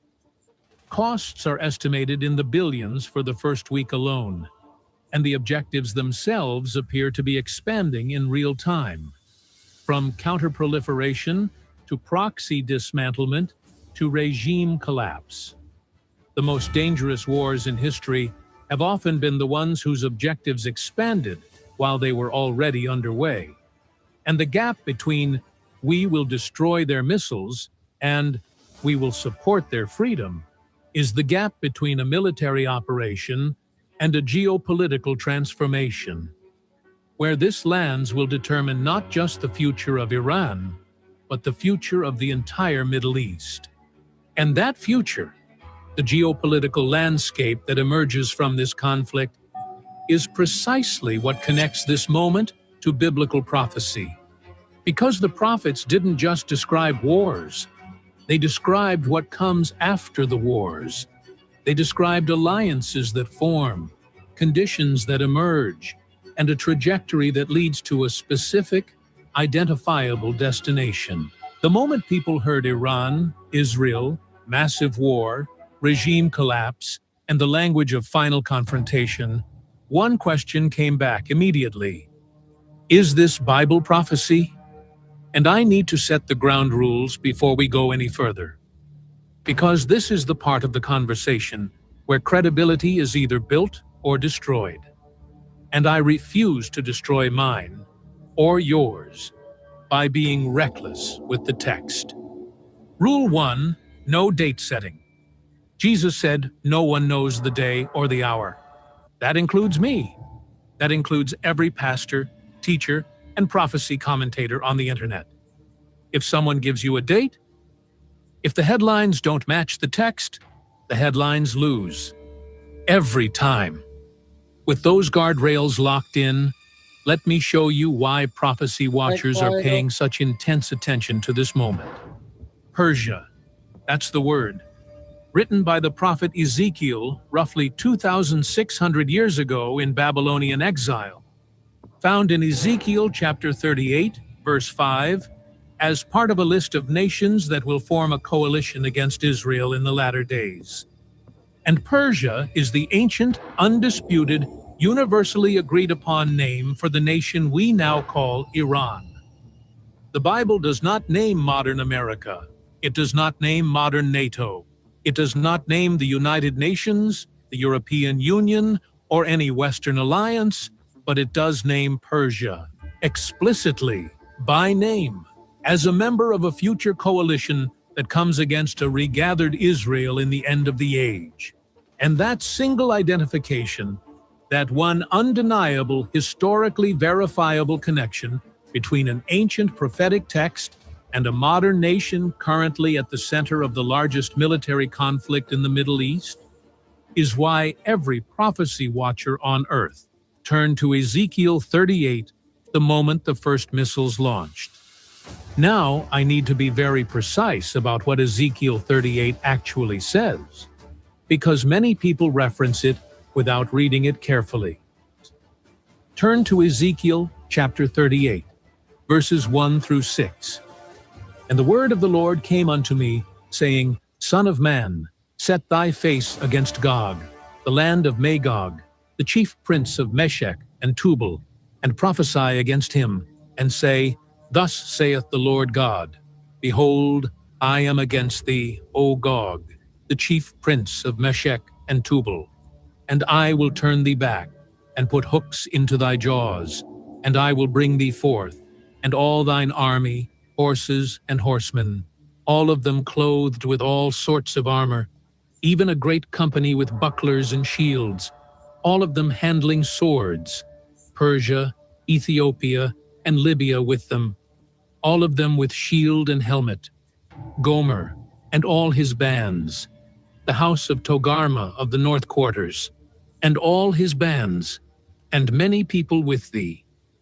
The prophecy describes a coalition, led by a figure from the far north, Gog of Magog, widely associated with Russia, allied with Persia, Iran, Cush, Sudan, Horn of Africa, Put, Libya, North Africa, and regions in modern-day Turkey.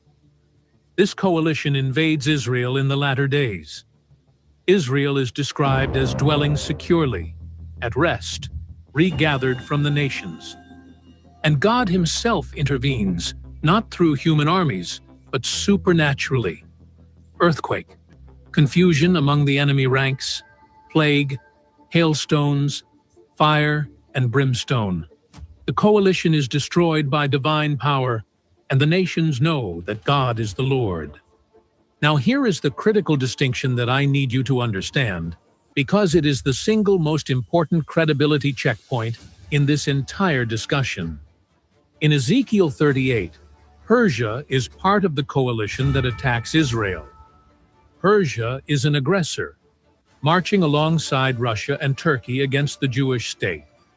That is the opposite of what is happening right now. Right now, Persia, Iran, is the target. It is being struck by Israel and the United States. It is not invading Israel. It is being invaded. That means Operation Epic Fury is not the Ezekiel 38 war. The roles are reversed. The direction is wrong. The coalition hasn't formed. The supernatural intervention hasn't occurred. By the Bible's own details, we are not watching Ezekiel 38 unfold. But, and this is the but that keeps prophecy watchers awake at night, we might be watching the conditions for Ezekiel 38 being created. And the difference between this is fulfillment and this is stage setting is the difference between reckless speculation and responsible discernment. And I will turn thee back, and put hooks into thy jaws, and I will bring thee forth, and all thine army. God says he will draw the coalition out. He uses the image of hooks in the jaws, an irresistible sovereign pull that brings these nations to the mountains of Israel for a confrontation they cannot ultimately avoid. And the subject of the sentence is not the nations, it's God. I will put hooks. I will bring thee forth. This is divine sovereignty orchestrating geopolitical events for a purpose that transcends human strategy. And here's where the current conflict raises uncomfortable questions. Could military pressure on Iran change its future alliances? If the current regime is weakened or collapses, could a successor government, desperate, isolated, seeking powerful allies, lean even harder into its partnership with Russia? Could the humiliation of a military defeat drive Iran not toward moderation, but toward the exact kind of revanchist, coalition-seeking posture that Ezekiel describes?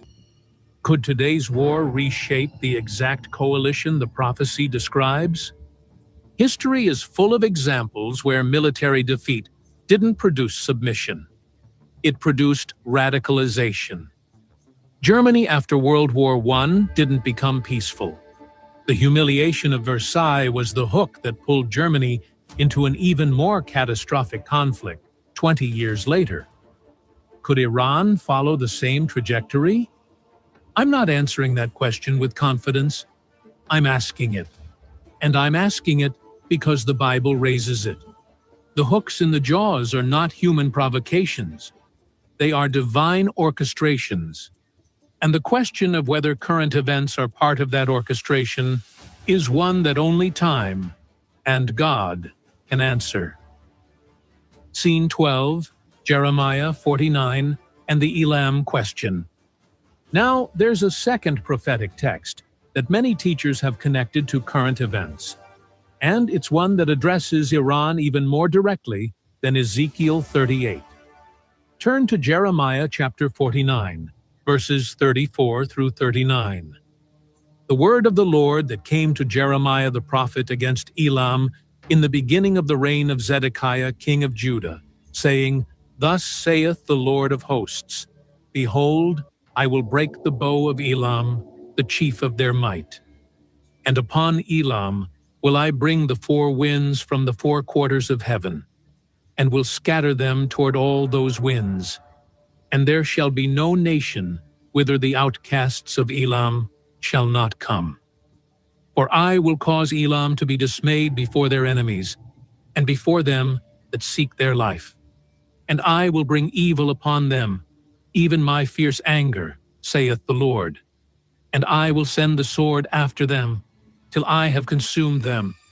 And I will set my throne in Elam, and will destroy from thence the king and the princes, saith the Lord. But it shall come to pass in the latter days, that I will bring again the captivity of Elam, saith the Lord. Elam is an ancient region in what is now southwestern Iran.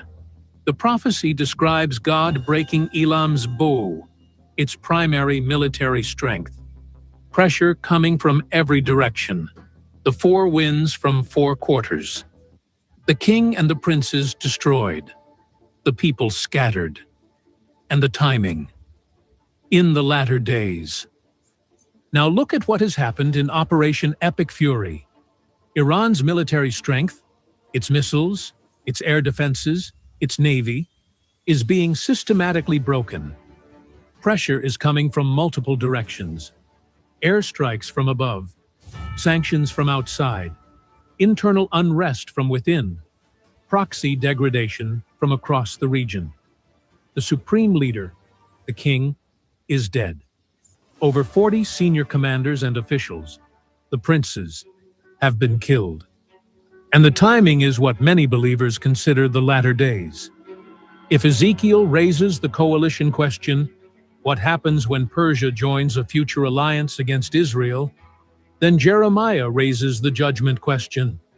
Could the current breaking of Iran's military power be the breaking of the bow that Jeremiah described?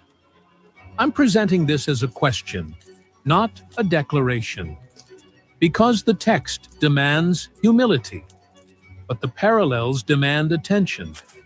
And there's one more detail from Jeremiah 49 that should bring hope rather than fear. Verse 39, But it shall come to pass in the latter days, that I will bring again the captivity of Elam, saith the Lord. Restoration.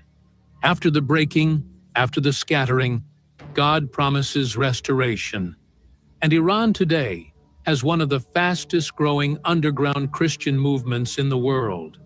Could the breaking of the regime be the doorway to the spiritual restoration God promised? That question carries more weight than any geopolitical analysis I could offer. Scene 13. What has to happen before anyone could call this fulfillment? Now, this is one of the most important scenes in this entire message, because I've shown you the alignments, I've shown you the parallels, I've shown you why Persia's name in Ezekiel and Elam's judgment in Jeremiah have captured the attention of millions. But intellectual honesty requires me to also show you what doesn't match, what would still need to happen before anyone could responsibly call these events prophetic fulfillment. For Ezekiel 38, the prophecy requires a full coalition, led from the far north, including Russia, Turkey, Iran, and North African nations, invading Israel together. That coalition has not formed. No invasion of Israel has been launched by these nations acting in concert. Russia is watching from the sidelines. Turkey is calculating its position. Iran is being struck, not striking with allies. The coalition described in Ezekiel 38 does not currently exist in its prophesied form. The prophecy also requires Israel to be dwelling securely, at rest, in unwalled villages, without bars or gates.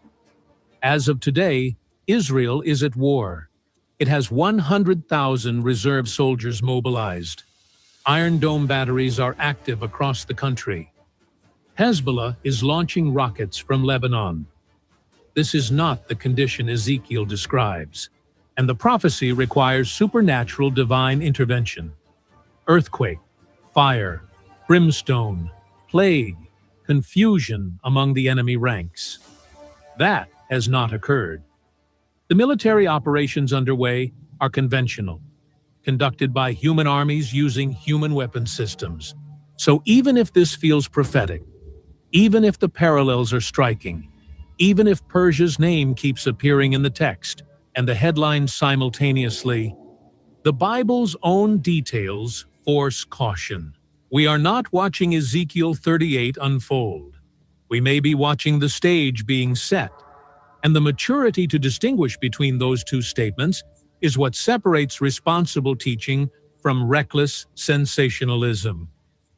Scene 14. Matthew 24. Wars and rumors of wars. Now, let me broaden the frame. Because the prophetic significance of this moment may not be limited to a single passage in Ezekiel or Jeremiah, it may be part of a much larger pattern that Jesus himself described. Matthew 24, 6 through 8. And ye shall hear of wars and rumors of wars. See that ye be not troubled.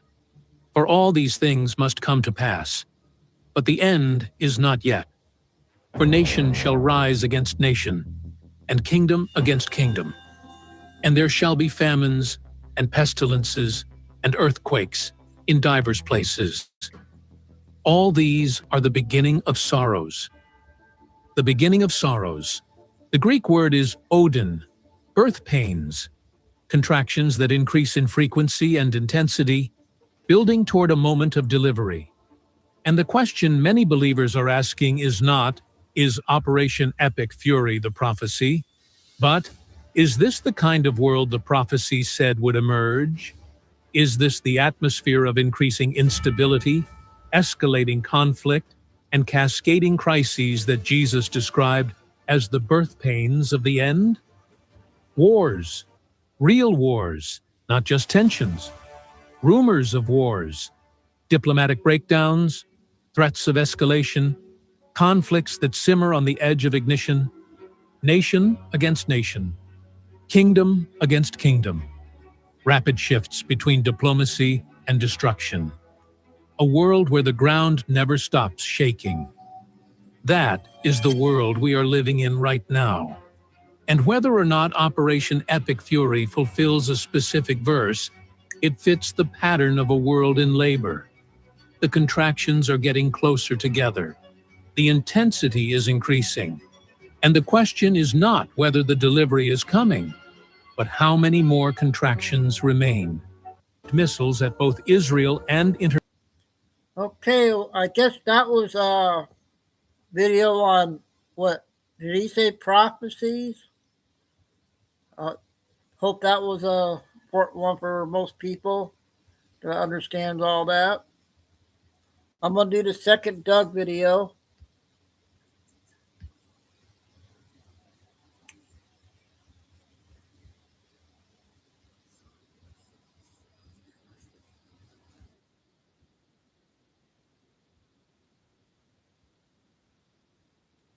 AI requires massive bandwidth, low latency, high resiliency. For businesses, this means... Welcome to Doug in Exile. I don't often do an episode on Sunday, but this morning I just wanted to show you guys this because the Iran streets are erupting in glorious victory. The change is happening. The people are coming out. It's been secured by the Air Force.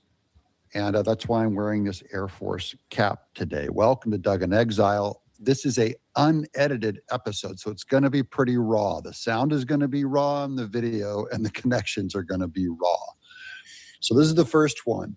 The mullah's regime in Iran is collapsing. Moment of toppling Qasem Soleimani's statue in central Iran. This happened last night. That means the streets are secured because they're not afraid of getting shot by the Iranian regime anymore. I'm going to show you massive crowds in the streets, and that's the primary video I wanted to show you. I'm going to have a whole bunch of those clips. But this is, what's this one? This is Reza Pahlavi calls for pressure on the Iranian regime. Iranian oppression figure Reza Pahlavi has issued a message to supporters inside Iran, praising what he described as months of courageous efforts by activists and resistance groups across the country. In the address, he said Iranian regime is now under heavy blows from the skies, and that's why we're wearing the Air Force, and urged supporters to continue weakening the system that enforces the Islamic Republic's rule. So that he's encouraging them to come out.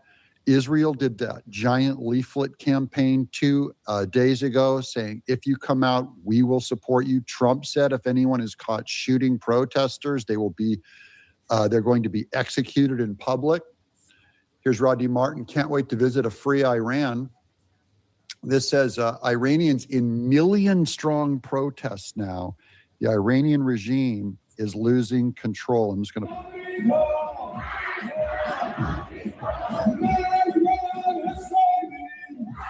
This is what CNN will not show you. Those are the free people of Iran going against the regime. And that is secured by the massive air campaign. That's why I'm wearing this. This was given to me when I did that art for the KC-135. This was signed. I'm going to show you this. That ACC, Matt, this is Air Combat Command of Beale Air Force Base. For that plane, they treated me with incredible respect, and I teared up. It was one of the best days of my life to get to, and they all gave me their challenge coins and all that. And oh, I was just on cloud nine. I couldn't believe it.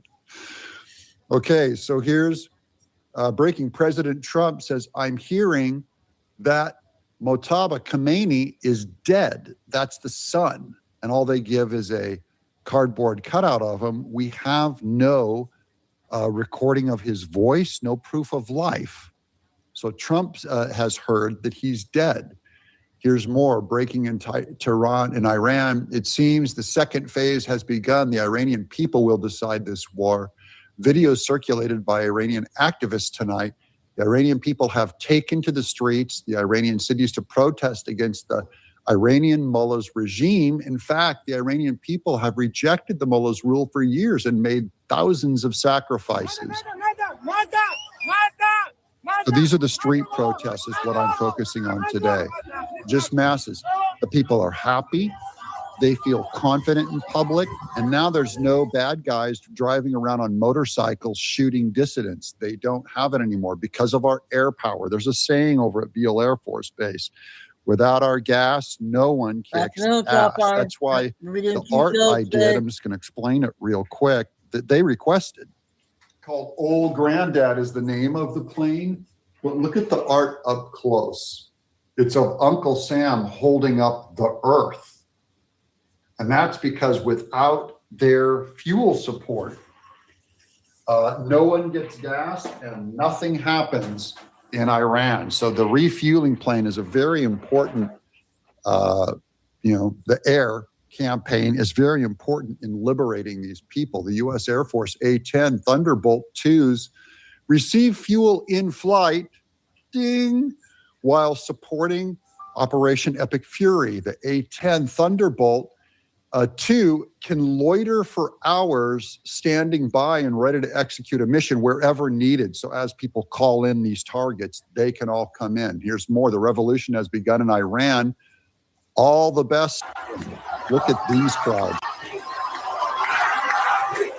Look at that. That's a mob enough to overturn any regime. Now, this is the bad news. If it is invalid, we promise a tenfold refund. This denture can be successfully worn in just 1 second. Tucker Carlson is about to get whacked. I believe he could be going to prison. Here's Eli David. It wasn't why Trump met Tucker just before the Iran war. This is Trump meeting Tucker just before the Iran war. When he knew that Tucker was in contact with the regime in Iran, that's the new news. The details have shown that Tucker was in contact with the regime in Iran before the war. Leaking intel is what the implication is. The reason is clear now. Trump used that clown to feed disinformation to the enemy. So Trump told Tucker he was reluctant to go in and probably wouldn't go in. Tucker passed that on to the regime. How do we know? Here's Tucker on his emails being spied on. So the other day I found out that the CIA is preparing some kind of criminal referral against me, a crime report to the Department of Justice on the basis of a supposed crime I committed. What's that crime? Well, talking to people in Iran before the war. They read my texts. So the crime under consideration apparently would be the Foreign Agent Act or something like that, acting as an agent of a foreign power. Yeah, and you didn't register yourself as a foreign agent. So, and now his texts reveal that he was giving them information. And he was paid. Here's the news. The CIA knew Tucker was speaking to the Iranian regime. That means that when Trump invited Tucker to the Oval Office multiple times, people keep going like, why does Trump keep inviting Tucker when Tucker's just criticizing his administration? In the lead up to the Iranian strike, he knew full well that Tucker was back channeling information to the Iranians. Essentially, Trump seems to have used Tucker as an unwitting counter-intel asset to convince Khomeini, the Ayatollah, that Trump was bluffing, that nothing would happen. Trump was basically able to kill Khomeini thanks to Tucker's arrogance. Now Tucker is legally screwed. Here's Ted Cruz. Yeah, he had good things to say. They're not online hearing him attack President Trump every single day. And to be clear, Tucker Carlson is waging a war online against President Trump's foreign policy. Now, he's too much of a chicken to call Trump out by name, so instead he attacks me and Mike Huckabee, who are supporting President Trump's foreign policy. But Tucker doesn't have the courage to actually admit that it's Trump he's attacking. I think we need to address the lies and the poison he is spreading because I think it is an existential threat right now. Yeah, they're going to investigate his funding. How much money did he get from Qatar? All these online influencers are leaving trails, leaking information. The key things that Qatar had them say undermine the Trump administration. support the Iranian regime and oppose Israel and the Jews. Those are the messages. And you'll see it across the board. They're all the same. Even Kristen Welker, this is weird, because usually Kristen Welker at NBC News is against Trump. And here listen to this. She's actually leaning into him, giving real news. Kristen Welker, exclusive. President Trump told me in a phone call today that Iran is ready to negotiate a ceasefire, but he's not ready to make a deal. Iran wants to make a deal, said Trump, and I don't want to make it because the terms aren't good enough yet. Trump also told me that Mojtaba Khamenei, Iran's new supreme leader, he says, I don't know if he's even alive. So far, no one's been able to show him proof of life. That's the sun. Here's the final, I'm showing you the final good news clips. Raising the opposition flag in the heart of Tehran is not a minor detail. It is a sign that the Iranian regime's collapse is getting closer from within, not from outside. So it's not our bombs anymore. The people are able to more boldly rise up. And here's the final clip. It's happening in Iran. Make Persia great again. Look at the size of these protests. Look at that. That is an entire city.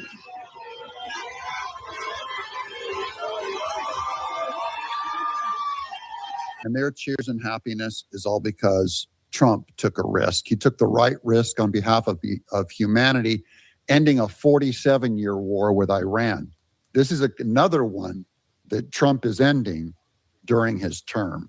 Do you support our troops? Let me know in the chat below. I'm Doug. Okay, we got 2 in there for Doug. Next 2 are about 9 minutes with Derek.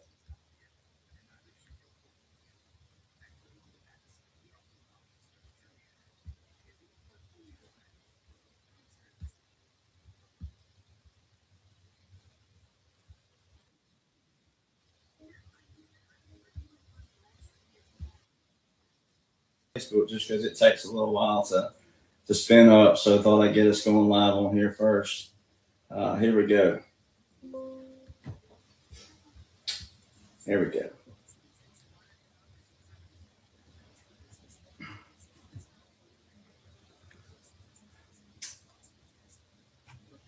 Now we're live on Facebook, live on Instagram.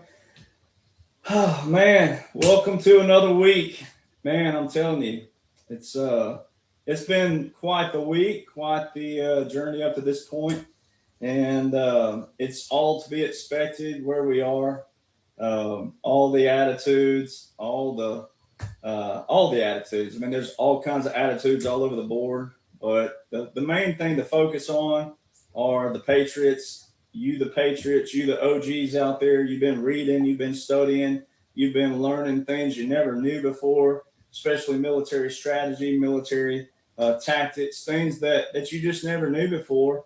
A lot of veterans have learned a lot up to this point, because I think so many people have such a misperception of the military. People think that everyone in the military knows about special operations or Delta Force or nuclear or whatever. You can know in a broad sense, but do you know the intricacies of what's going on militarily, strategies, tactics? And that requires a lot of kinds of thinking: critical thinking, strategic thinking, analytical thinking, convergent thinking, divergent thinking, creative thinking. There's all kinds of thinking skills that goes into it.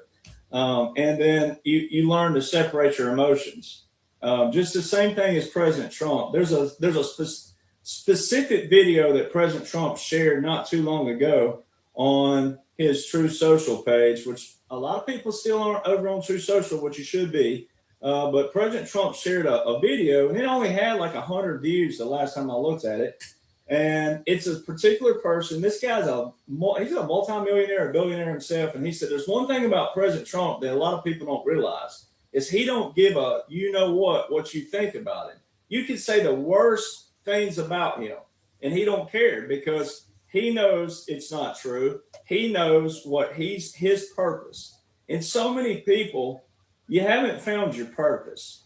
All right. You haven't found your purpose, and you're not allowing the empowerment to enter your what we call your holy manna, what you're feeding your mind, what you're feeding your soul. You're still going to every wrong name and face. And a lot of them at this point, a lot have jumped ship.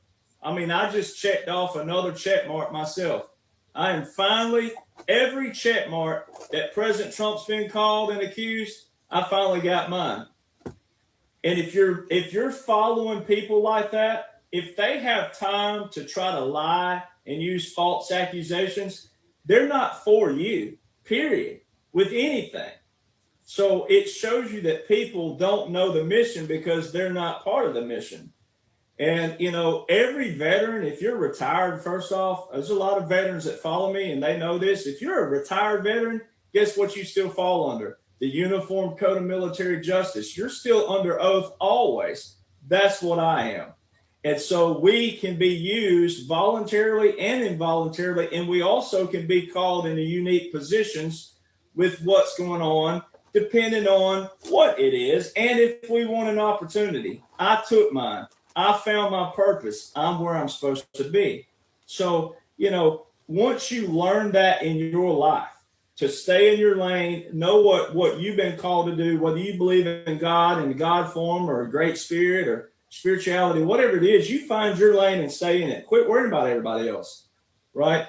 Because I can tell you right now, every single patriot that reads and studies and comprehends everything that I put together is very niche, because all you need to know is what's in between this bracket right here. That's why I put brackets around it like that. All you need to know, if you really want to know what President Trump's working with, not the drama and not the opinions that don't have solutions and not all this surface level talk that you hear every pundit doing, majority of the blue checks out there that already had a big name, they're saying the same thing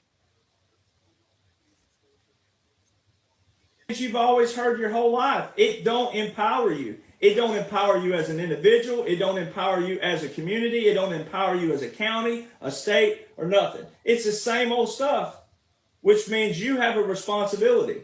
Everybody has a responsibility. So if someone's not trying to empower you and they're trying to mislead you with all kinds of false accusations, if they're calling me the same thing that they're calling President Trump, they're not part of this movement. They're not part of this operation for sure. Now, I'm a low man on the totem pole, but I've already got Department of War credentials. Matter of fact, I talked to my sponsor yesterday. Got some new assignments that I'm going to be working on. And I went through all the documentation. One, as a retiree, we already have a Department of War identification number because you're retired. So if I was doing something that I wasn't supposed to be doing, I would already be found out, because we are in a full-fledged operation. And that just shows how ignorant people are, is because if you believe in this, then you have to believe in everything that this is doing. The liberals believe it because they're whining and complaining about it. So the liberals know the swamp's being drained. So if you believe in this, and if you're reading and studying everything that this entails, you will know who's in charge and what they're doing. And a guy like me who's got a full name, full face, you can background check me already straight out the gate, because I don't hide my name. I'm not some half name with a pseudonym or anything like that. You've known my full name from day one, just like President Trump.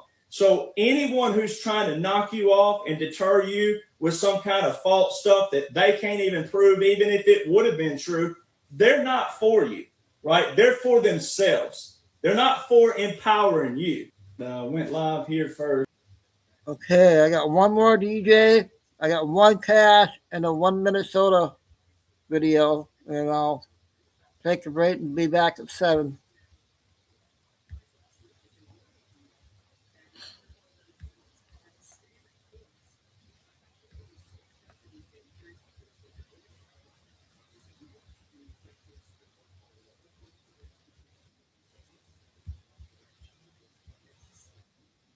Provides law and maritime safety enforcement, marine and environmental protection, and military and naval support.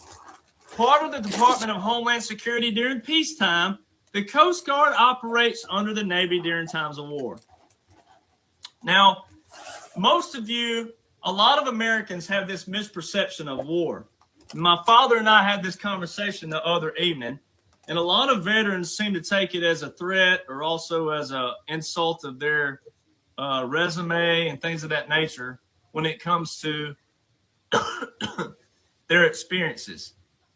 But you, the people, have this misperception, though, that military is all about war. And it's not. It's just not. There's so much more to military than war. And our founders created the military to prevent war, not start them. It's plain as simple. And it's very, very sad that we have hard data now. We have hard data from the Department of Defense and also the VA that 85% of veteran suicide never deployed. 52% of veteran suicide never saw combat. That's more than over half, especially in the first category, of veteran suicide. And we have veterans out there who tell other veterans that their service ain't crap because they didn't see what they saw. Which also says, too, you don't have to be in the military to understand military laws and orders. Because if that means no laws and orders, that means 99% of population right now, you're incapable of knowing laws and orders because less than 1% serve in all armed force branches. 97% of population are not veterans. So Finding or by 5 if it's all about being in the military and the only people who can know the laws and the orders and military laws and orders and what's going on, then that means 99% and 97% of you are null and void. Imagine that feeling. Imagine 97% of 335 million people saying, "Hey, you don't exist because you didn't serve in the military. Therefore, you can't know laws and orders." Then take the percentage of veterans and people who say, "Well, because you didn't see what I saw, then you don't. Your service means nothing." That's where we are today. That's where we are. And it's pathetic because military is a lot broader than that. Military teaches you discipline, structure. It taught me a lot of different things, not just discipline and structure. It taught me about certain races, certain backgrounds. Man, growing up in the South, I had it great. I had a great family. I still have a great family. I had a small town environment, where everybody's kind to each other. And then when someone's hurting or, needs something, you help them out. I have buddies in the military who grew up on the streets. I can't comprehend that lifestyle. And I have buddies who were orphans and things of that nature who joined the military and said the only way I could give thanks to the family that gave me life was to join the military. And so we have all these different negative and condescending and rude and defamation of character and slander. We have all these hateful people in the U.S. because, you didn't see what they saw, so therefore you're null and void. You don't matter. That has nothing to do with laws and orders, ladies and gentlemen. When you go right here, it specifically says, the Coast Guard, defense.gov. Let me go to GoDaddy over here and let's see if we can get a GoDaddy.com. Watch this. GoDaddy.com. Let's see if we can get a .gov site. Let's just see. I know we can't, but let's just type it in. Oh, the Coast Guard. Hey, that was our two DJs. We'll get Cash and Minnesota video.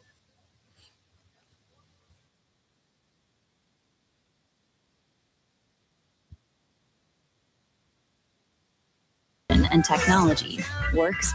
This war could last between 4 to 5 weeks. Yeah, that's right, Michael. At least 4 to 5 weeks. And he says the U.S. is prepared to go even longer. Iran's new leadership says they will not negotiate with the U.S. as President Trump is still weighing putting boots on the ground. So as the skies and waters around Iran collapse under relentless military pressure, the world braces itself for phase 2, which experts suggest could include a land-based offensive led by the U.S. as it takes back regime oil infrastructure, with or without a simultaneous thrust from the Kurds, who have an old score to settle with the Ayatollah and are ready to move. And why is this happening now, you ask? Well, the president's been pretty clear that this regime has already been wiped out.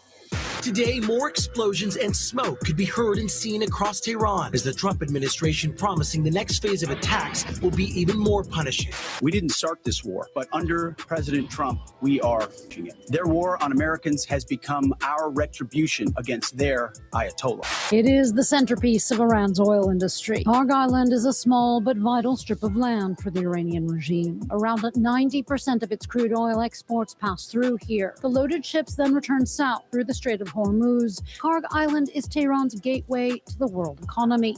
You hear about the Kurds, it's easy to sort of dismiss them. Is this something they could do? There is no way that you should be dismissing them. This is a population group of 40 million people. They are fierce fighters. They are well equipped, and they love the United States and Israel, and they hate the IRGC and the Ayatollah. If they do anything to stop the flow of oil or goods within the Strait of Hormuz, they will be hit by the world's most powerful military 20 times harder than they have been hit thus far.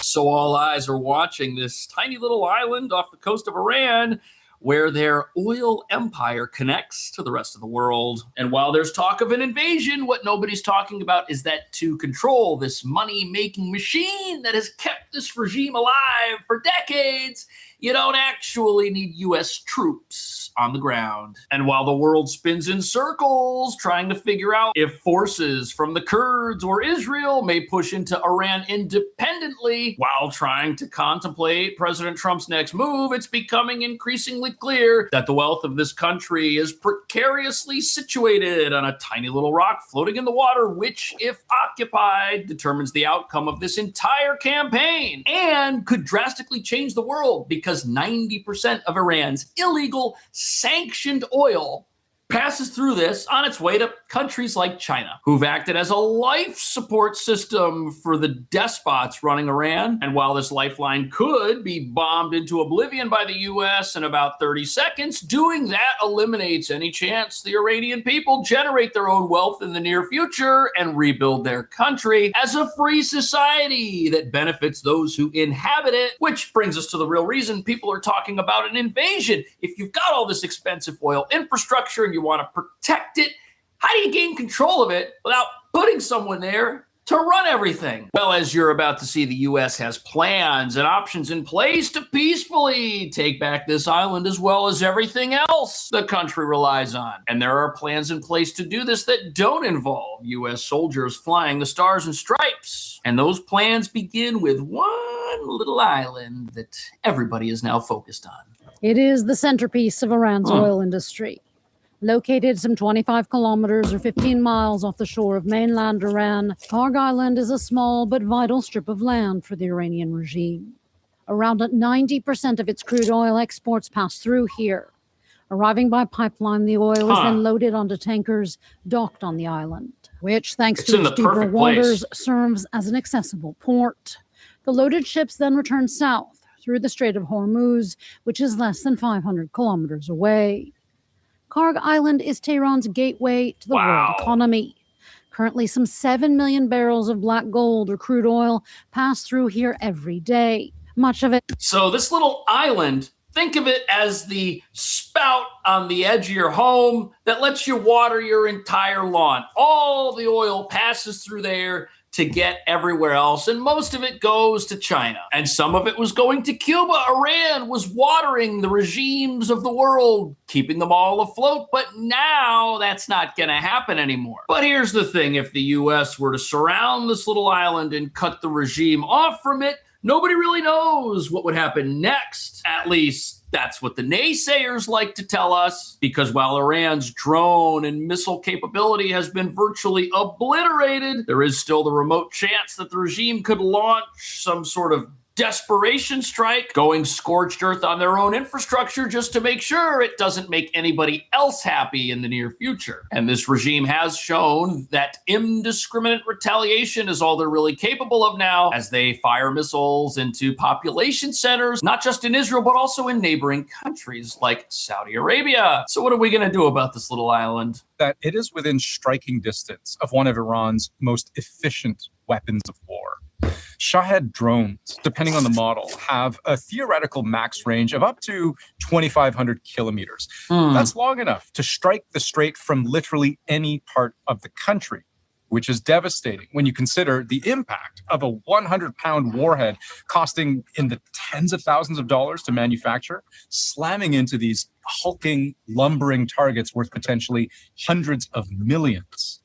So this is the fear here. The fear here is that if anybody wants to occupy this little island, if anybody wants to try and bring things through the Strait of Hormuz in any manner, that Iran could just send drones out there and put all that to rest. However, the U.S. and Israel have been dismantling the military capability of Iran. They can no longer project force. They don't have as many drones as they used to have. They don't have any ballistic missiles like they used to, that's for sure. Do they have some resources left? Absolutely. But their ability to project force and to be accurate with it has been severely deteriorated, if not completely wiped out. They can't aim something with precision anymore. All the Chinese-made radars they had at the start of this conflict, those were all wiped out on day one. And if they do take military action against ships out on the water, well, the U.S. has a message for the regime. If they do anything to stop the flow of oil or goods within the Strait of Hormuz, they will be hit by the world's most powerful military 20 times harder than they have been hit thus far. 20 times harder. Basically, the regime is looking at mutually assured destruction. If they attack ships, whatever they send out is going to come back 20 times harder than what's already been hitting them. And I don't think anybody wants to be on the receiving end of that. To China and India. And such transactions are a vital financial revenue for the regime. Yes, they are. Including for its Revolutionary Guard and the army, which control much of this cornerstone of the overall Iranian economy. Yet, as in previous conflicts, the U.S. and Israel have largely left the 25-square-kilometer island untouched in its strikes on the regime. But there are calls to hit the island. Former Israeli Prime Minister Yair Lapid said Israel must destroy all the oil fields and energy industry on it, adding that this would crush Iran's economy and bring down the regime. It would, but there are two schools of thought on this. One school of thought, which you're hearing here, is that we need to go total scorched earth, destroy everything. That collapses the regime. This island helps them make money. It sustains them. Some people are thinking that this conflict could go on for a long time. Therefore, you need to take out this infrastructure right now. But the other school of thought is, hey, this thing is already over. The president has come out and essentially said, look, this war, if you even want to call it that, it's already been won. And if that's true, it reveals why the U.S. and Israel are not going after any of this infrastructure right now. It's going to be needed so the people of Iran can rebuild their country. You can't take a country like this and bring it back to the Stone Age and expect it to be prosperous and support all of its people. Absolutely not. But speaking of bombs. Now it's wheels up for America's deadliest weapon, the B-52 Doomsday bombers, capable of carrying 70,000 pounds of ordnance, including cruise missiles, 30,000-pound bunker busters, and even nuclear weapons. It's the first time the Doomsday has been deployed since the start of the war. This is what the president means when he says, you ain't seen nothing yet. Iran's missile launches have collapsed by 92%. Wow. They went from launching 420 missiles a day last week to averaging just 45. We're knocking them down and blowing up the launch pads. And you got to remember, these are not precision strikes. They are not aiming these things anywhere other than a large geographic area where they are bound to collide with something. At the same time, these bombers, these B-52s, now that the U.S. has air supremacy over Iran, these things, they're going to dismantle whatever military hardware is left on the ground here. So the idea that the waterways off Iran are this dangerous place that no one will be able to use because of the constant threat from drones and ballistic missiles, I mean, 92% of these missiles are gone. They are not firing things into this area like they were. And once all the military hardware on the ground is gone, that brings us to the next thing people are talking about, which is the idea of some sort of ground invasion. But who's that going to be? Is that going to be the U.S.? Is that going to be the Marines? Or is it going to be a funded force coming in from northern Iran? The Kurds control large swaths of Turkey, Iraq, Syria, and Iran. So this is the map right here. Big part of eastern Turkey. The Turks do not like the Kurds, to say the least. Then they have Iraq here, part of Syria, Erbil, which there's a huge U.S. military base just because of the Kurds. That's in Iraq. And then a large indigenous Kurdish population here in western Iran on the road to Tehran. They hate the IRGC and the Ayatollah, maybe even more than they hated Saddam. Wow. So if Trump truly wants to keep American boots off the ground in Iran, this is the way to do it. With this, they're already in the country. I mean, look at this map right here. They got all this territory. They're in several parts of Iran. They can get to the capital. But the problem is, if Kurdish forces and tanks roll through the streets of Tehran, will they be seen as occupiers, liberators, a hostile foreign force? How's that going to be received? This is a major wild card right here. But one thing that nobody's disputing is the ability of these folks to go into Tehran and mop up whatever's left of their military if given the go-ahead with actual support from the United States. There is no way that you should be dismissing them. This is a population group of 40 million people. They are fierce fighters. They are well equipped, and they love the United States and Israel, and they hate the IRGC and the Ayatollah, and they are ready, no doubt, and poised with American help and Israeli help to start doing something that is our boots on the ground, but not us.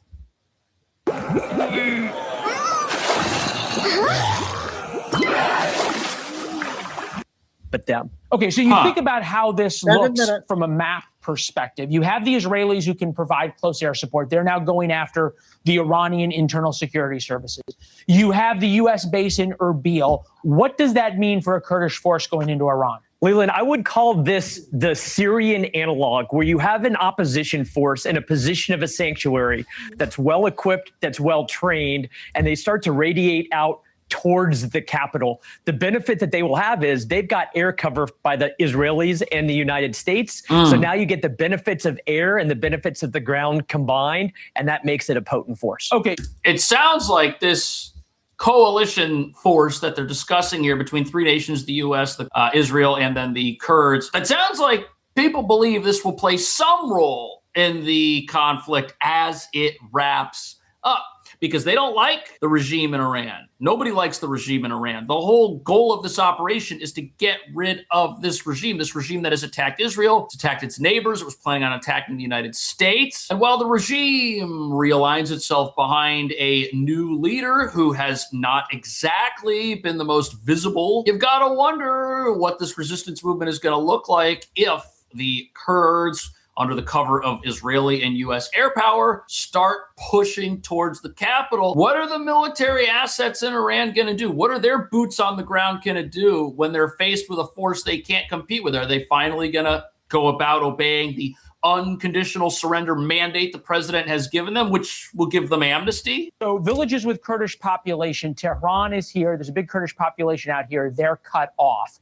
This area is predominantly Kurdish. Does that mean it's a safe haven for them to begin pushing in? It's not completely safe. There's probably about 10 million Kurds in that region of Iran, but that is a friendly force. And that means that sanctuary is real. And I think either as they start marching towards Tehran, it could either be the nucleus that others rally around or a catalyst to see other opposition groups rise up. So I guess...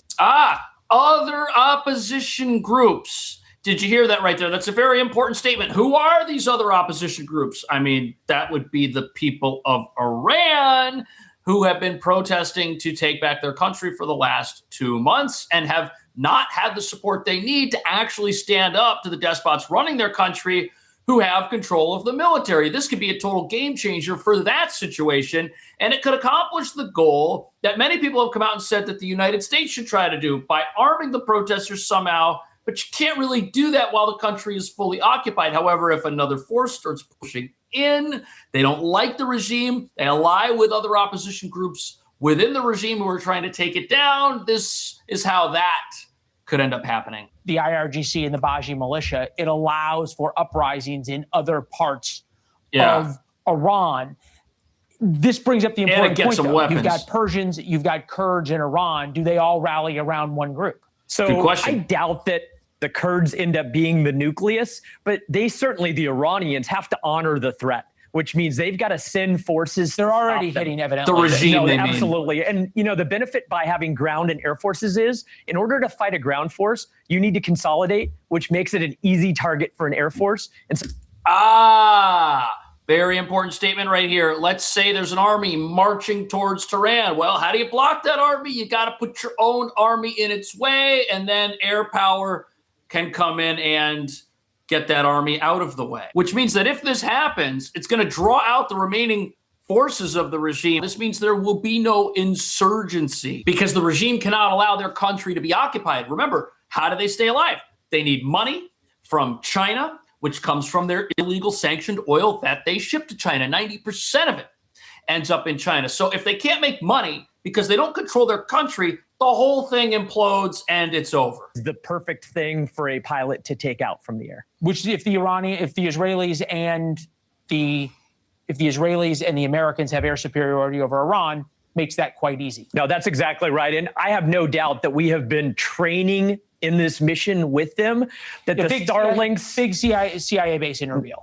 Absolutely, yes. And likely the Mossad's involved here too. And so they have been working through how do we coordinate air support to their ground forces. And I think we're going to see it executed very soon. Yeah, the Kurds are the only ones we understand inside Iran who still have weapons because the Iranians, for obvious reasons, don't exactly believe in the Second Amendment. This was the rat line for the Starlinks to get in through Erbil. They came in. Interesting. So Starlink got into the country through that U.S. base that they're saying is on the map right here in Iraq. And you know something? The fascinating aspect to what is being discussed here is that this represents everything the naysayers have been telling us that Trump wants. The people that are against this say that Trump wants a foreign war forever, that he's a warmonger, that he wants to invade Iran and be there forever and destroy the country and doesn't really care about people and he has no plan. That's what we're being told. But if this happens, it will literally be people who live in Iran right now, Kurds and people from Iran itself, taking back territory that has been stolen from them by a regime that is isolated, cut off from, and hated by all of its neighbors because it just attacked them. We have a great relationship with the Kurds. The president loves the Kurds. And look, our attitude is we want those people to be able to live in peace and harmony and prosperity with their neighbors. We've pursued a foreign policy of peace in part because we want the Kurdish people, but also the Arab people who live there, the Jewish people who live there, the Christians. We want everybody to be able to live in peace. Right. That's what the regime doesn't want. All right. Video of the Kurds, interesting enough, a big part of the Kurdish fighting force is women. What are they able to do that in the past when the U.S. has armed locals, for lack of a better term, and it hasn't worked out very well? These guys have training. They are fundamentally Western in their mindset and the way they fight. I was in Iraq recently for 14 months. I spent a lot of time with the leaders up in the Kurdish region and the Peshmerga. And I was surprised every time I left Baghdad for Erbil at how Western it felt. And when I was working with the Kurdish forces, that they understood a Western way of war, that they understand. It means decentralizing control and trusting the fielded forces in the field to do what the commander expects them to do as a and they'll understand the concept of air power. So they'll be able to coordinate with an air-based offensive in a manner that a random guerrilla army somewhere or an armed populace that has no training will not be able to do. So they almost represent, dare I say, the only invasion force that stands any chance of accomplishing anything here because they're already in the country. This is already their territory. They have a dog in this fight, and they are already occupying territory in Iran because they live there. So they're not even occupiers. They just want peace. With all the other groups that the vice president mentioned, all of whom have no peace because it has been stolen from them by despots who are aligned against the entire world. What do you think about that? I will see you in the next video. Get ahead of lead. It's a new... Got cash in. One more video. Back at 7.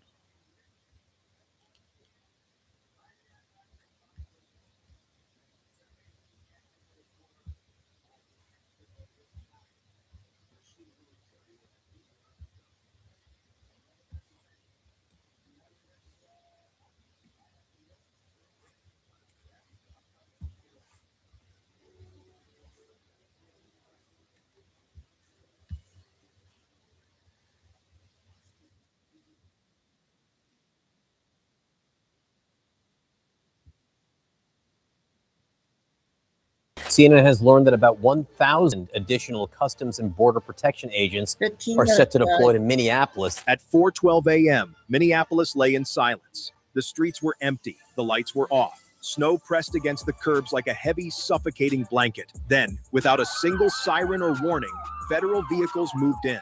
Approximately 71 highly trained agents from FBI and ICE took positions around a 4-story building registered as a nonprofit organization. No banners, no cameras, only radios, boots on concrete, and a sealed criminal search warrant. This was not a routine audit. This was a federal government takedown. According to court documents, the targeted organization had received more than $600 million in public funding and private donations over the past 6 years. It claimed to serve vulnerable communities, immigrant families, and women in crisis. Faisal Omar Sheikh, 49, the organization's chief executive officer, a Somali national, had appeared at charity galas, posed for photographs with local officials, and spoken at community events about compassion and hope. But behind that image, investigators say something enormous was being concealed. The director of the FBI says this is the largest takedown he's ever seen, and everyone should be paying attention. At exactly 4:17 a.m., agents breached the front entrance. Offices were secured floor by floor. Computers were seized. Filing cabinets were opened. What initially appeared to be a standard financial crime investigation quickly escalated into something far more serious. Within minutes, agents noticed irregularities in the construction of the executive offices. Fresh paint, unusual wall thickness, support beams that did not match the building plans filed with the city. Thermal scans revealed abnormal cold zones. Then the walls came down. Behind reinforced drywall, investigators discovered tightly packed stacks of cash, bundles of bills sealed in plastic, layered deep inside structural cavities. Cash was found inside walls, ceiling panels, and floor voids. By sunrise, preliminary inventories estimated more than $500 million in U.S. currency hidden inside the building. Approximately 9.5 kilograms of narcotics were found in sealed containers, and maps detailing transport routes used to traffic women for prostitution over nearly 2 years were recovered. Not $5 million, not $50 million, but $500 million. And this was only the first location. As agents continued documenting the scene, command units confirmed that simultaneous raids were underway across the metropolitan area. What began as an investigation into a charity was now unfolding into one of the largest nonprofit criminal cases in Minnesota's history. Before dawn fully broke, federal officials already knew one thing. This operation was never about paperwork. It was about a hidden empire, built quietly, protected carefully, and finally exposed. We're working developing news on a major bust of an alleged drug trafficking ring. As we first told you last night, at least 15 people have been arrested after a widespread investigation by the FBI and multiple local law enforcement departments. Finding in just one of the busts, 30,000 blue pills. Drugs smuggled in Easter eggs, finding more than 700 pounds of methamphetamine, plus significant quantities of cocaine and heroin. As dawn broke over Minneapolis, investigators began to understand what that hidden money truly represented. This was not a cash hoard. It was evidence of a system. The organization under investigation had operated for nearly 7 years as a federally registered nonprofit. On paper, its mission was clear: housing assistance, women's support programs, job training, and emergency aid for immigrant families. Public records show it received more than $780 million in combined funding, federal grants, state contracts, and private donations, much of it approved without resistance. Its leadership spoke the language of compassion. Annual reports promised transparency. Audits appeared clean. Community leaders praised its impact. For years, no serious red flags were raised, but forensic accountants from the FBI saw a very different picture. Bank records revealed over 14,000 cash withdrawals, many just under reporting limits, spread across dozens of accounts. More than $210 million was routed through shell companies that shared the same mailing address. A single post office box opened under false names. At least 9 vendors listed in official filings did not exist at all. One invoice claimed $22 million for women's housing renovations. No buildings were ever renovated. Another listed $17 million for counseling services. Investigators could not identify a single licensed counselor on payroll. Even more alarming was where the money did not go. Less than 20% of total funding reached any verifiable community program. The rest vanished, converted to cash, broken into transfers, or hidden inside walls, floors, and ceilings. This was not negligence. This was design. Investigators also found internal emails instructing staff never to question executive orders involving emergency disbursements. One message warned, do not document delays, compliance only. By mid-morning, federal agents had frozen 42 bank accounts and flagged $95 million in pending transfers. What they were uncovering was not a failed charity, but a carefully engineered financial funnel, built to absorb public trust and convert it into untraceable cash. And then came the detail that changed the tone of the investigation entirely. Several expenses, buried deep in accounting logs, were labeled private services. The amounts were unusually consistent, the recipients were always women, and the payments always led back to properties controlled by the organization itself. At that moment, investigators realized the crime went beyond money. The charity was not helping vulnerable women, it was exploiting them, and the case was about to take a darker turn. Rebound and recover with the Planet Fitness Sweat Cord. Join and get your first month free. Deal ends March 13th. Do you know how much your transfer credits could save you? That's real money, real time, real results. What investigators uncovered next explained why so much money had never touched a bank. With the main offices secured, forensic teams began a full structural sweep of the building. What looked like a normal nonprofit workspace was anything but normal. Blueprints filed with the city showed standard interior walls. Reality told a different story. Several walls were thicker than code allowed. Ceiling panels were heavier than expected. Floor sections produced hollow echoes when tapped. Thermal scans revealed irregular cold zones, places where air should not circulate. At 9:26 a.m., agents opened the first reinforced section behind the executive suite. Cash spilled out. Not envelopes, not loose bills. Bricks of currency, tightly bundled, wrapped in plastic, sealed with industrial tape. The smell came first. Old paper, moisture, mold. Many bills were stuck together from years of compression. Serial numbers showed the money dated back more than 10 years. By noon, agents had opened 17 concealed compartments across 3 floors. Money was hidden. Inside load-bearing walls, above drop ceilings, beneath raised flooring. Inside fake electrical panels, behind decorative columns never meant to be hollow. Each cache followed the same pattern. Bills stacked in precise rows. Bundles weighed and labeled. Some sections contained as much as $12 million in a single wall cavity. By 2:40 p.m., conservative estimates placed the total at over $500 million in physical cash inside one building. That number stunned even veteran investigators. To put it in perspective, federal records show fewer than 5 seizures over $100 million in cash nationwide in the past 2 decades, and none hidden inside a nonprofit office building. But the money itself raised an even more troubling question. Why hide it like this? Currency experts explained the strategy clearly. Cash hidden inside walls cannot be seized through routine audits. It cannot be tracked electronically. It leaves no paper trail once withdrawn. And if discovered slowly, section by section, it buys time. Time to move people, destroy records, and shift operations elsewhere. This was not panic storage. It was long-term infrastructure. Further analysis revealed that more than $320 million had been withdrawn in increments under federal reporting thresholds. Over 8,700 individual cash transactions were logged across multiple banks. Each withdrawal was legal on its own.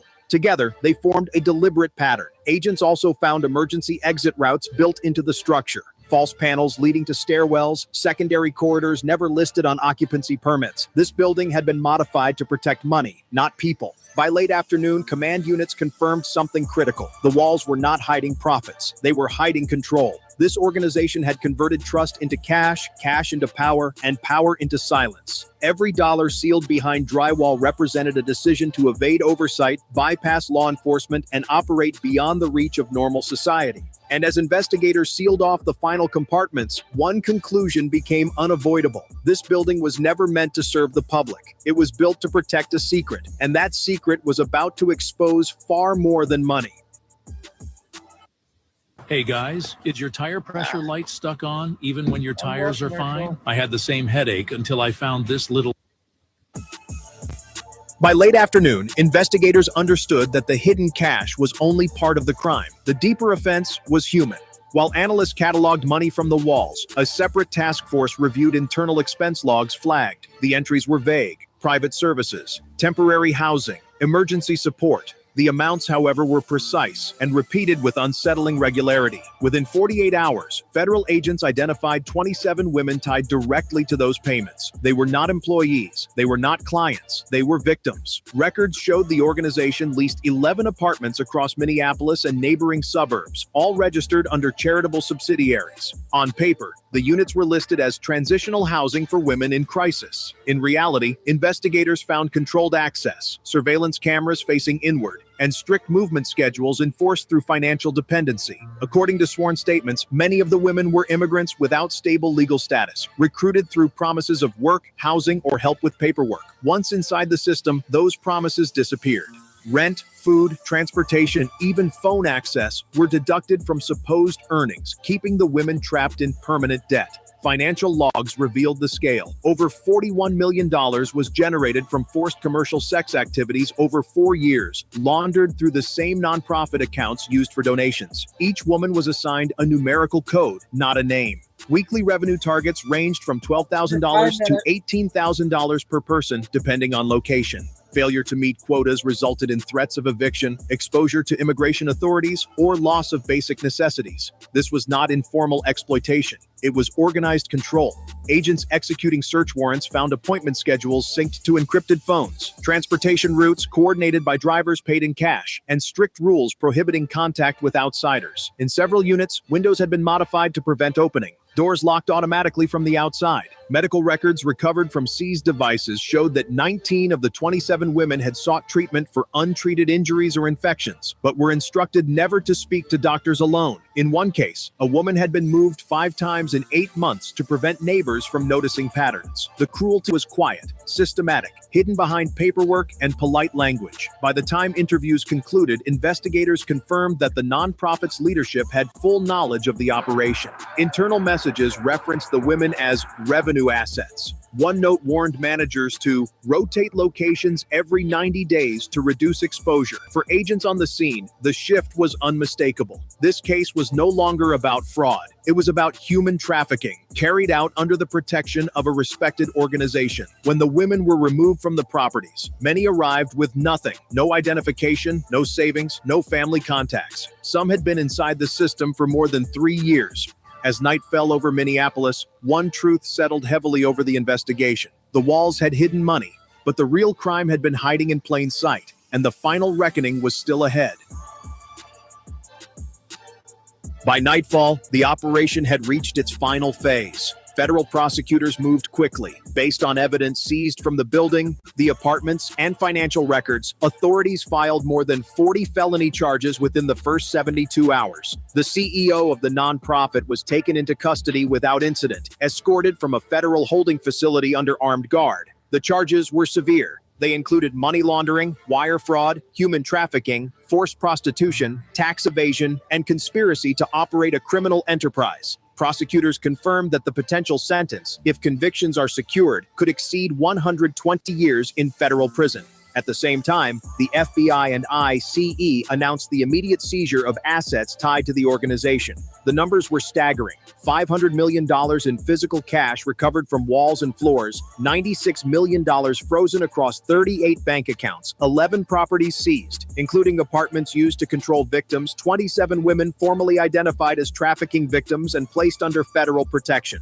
The nonprofit's charitable status was revoked the same day. All operations were shut down. Its offices were sealed. Its website was taken offline. Years of carefully curated public image vanished in a single evening, but the damage extended far beyond one organization. Investigators confirmed that the nonprofit had passed 12 separate audits over a 6-year period without triggering serious intervention. Grant approvals moved faster than oversight. Warning signs were buried under paperwork. Responsibility was fragmented across agencies. In plain terms, the system failed. Community leaders who once praised the organization issued statements of shock. Former donors demanded answers. State officials quietly acknowledged that millions in taxpayer funds had been approved with minimal verification. For the women removed from the operation, the collapse brought both relief and uncertainty. Some were placed in long-term recovery programs. Others faced the difficult task of rebuilding their lives after years of control and silence. Federal authorities confirmed that none of the victims would face criminal charges related to the activities they were forced into. As documents were boxed and evidence trucks left the scene, investigators reached a sobering conclusion. This was not a hidden street operation. It was not a back alley crime. It was a sophisticated criminal system that used trust as its primary weapon. Trust in charity, trust in paperwork, trust in appearances. The walls had fallen. The money was counted. The victims were finally seen. And what remained was a warning that will echo far beyond Minneapolis. The most dangerous crimes are often committed quietly, behind good intentions, clean offices, and promises no one thought to question. If you believe the truth must be exposed and justice must be defended, subscribe and follow this channel now, so these stories are never buried again.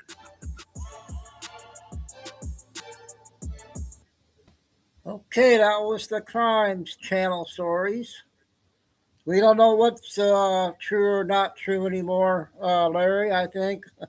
That's your opinion. Everybody has their opinions. You don't have to... Yep, we don't know. So, you just keep praying every day, and hopefully someday we'll all know the truth, hopefully. Someday, I don't know how long, when the movie... I just can't believe they're saying this is a movie. So they're saying Easter's the timeline again, and the new year. Everybody thinks they know the timeline and the day when this is going to happen. Nobody does. So, another good show. Got a lot of good stuff out. Thanks, Fine Angel. I guess Lucy must have been busy at work today. Normally she listens. Kara must have been busy. But they all listen at work, so that's good. All right, everybody have a good dinner, and there's no Billy Bean yet. Hopefully she won't have a long one tonight. So God bless everybody. Love all. Please hit the like, and stay safe, stay strong, keep the faith. Never give up. Signing off. Chico do it on the first show, and see you all after dinner time.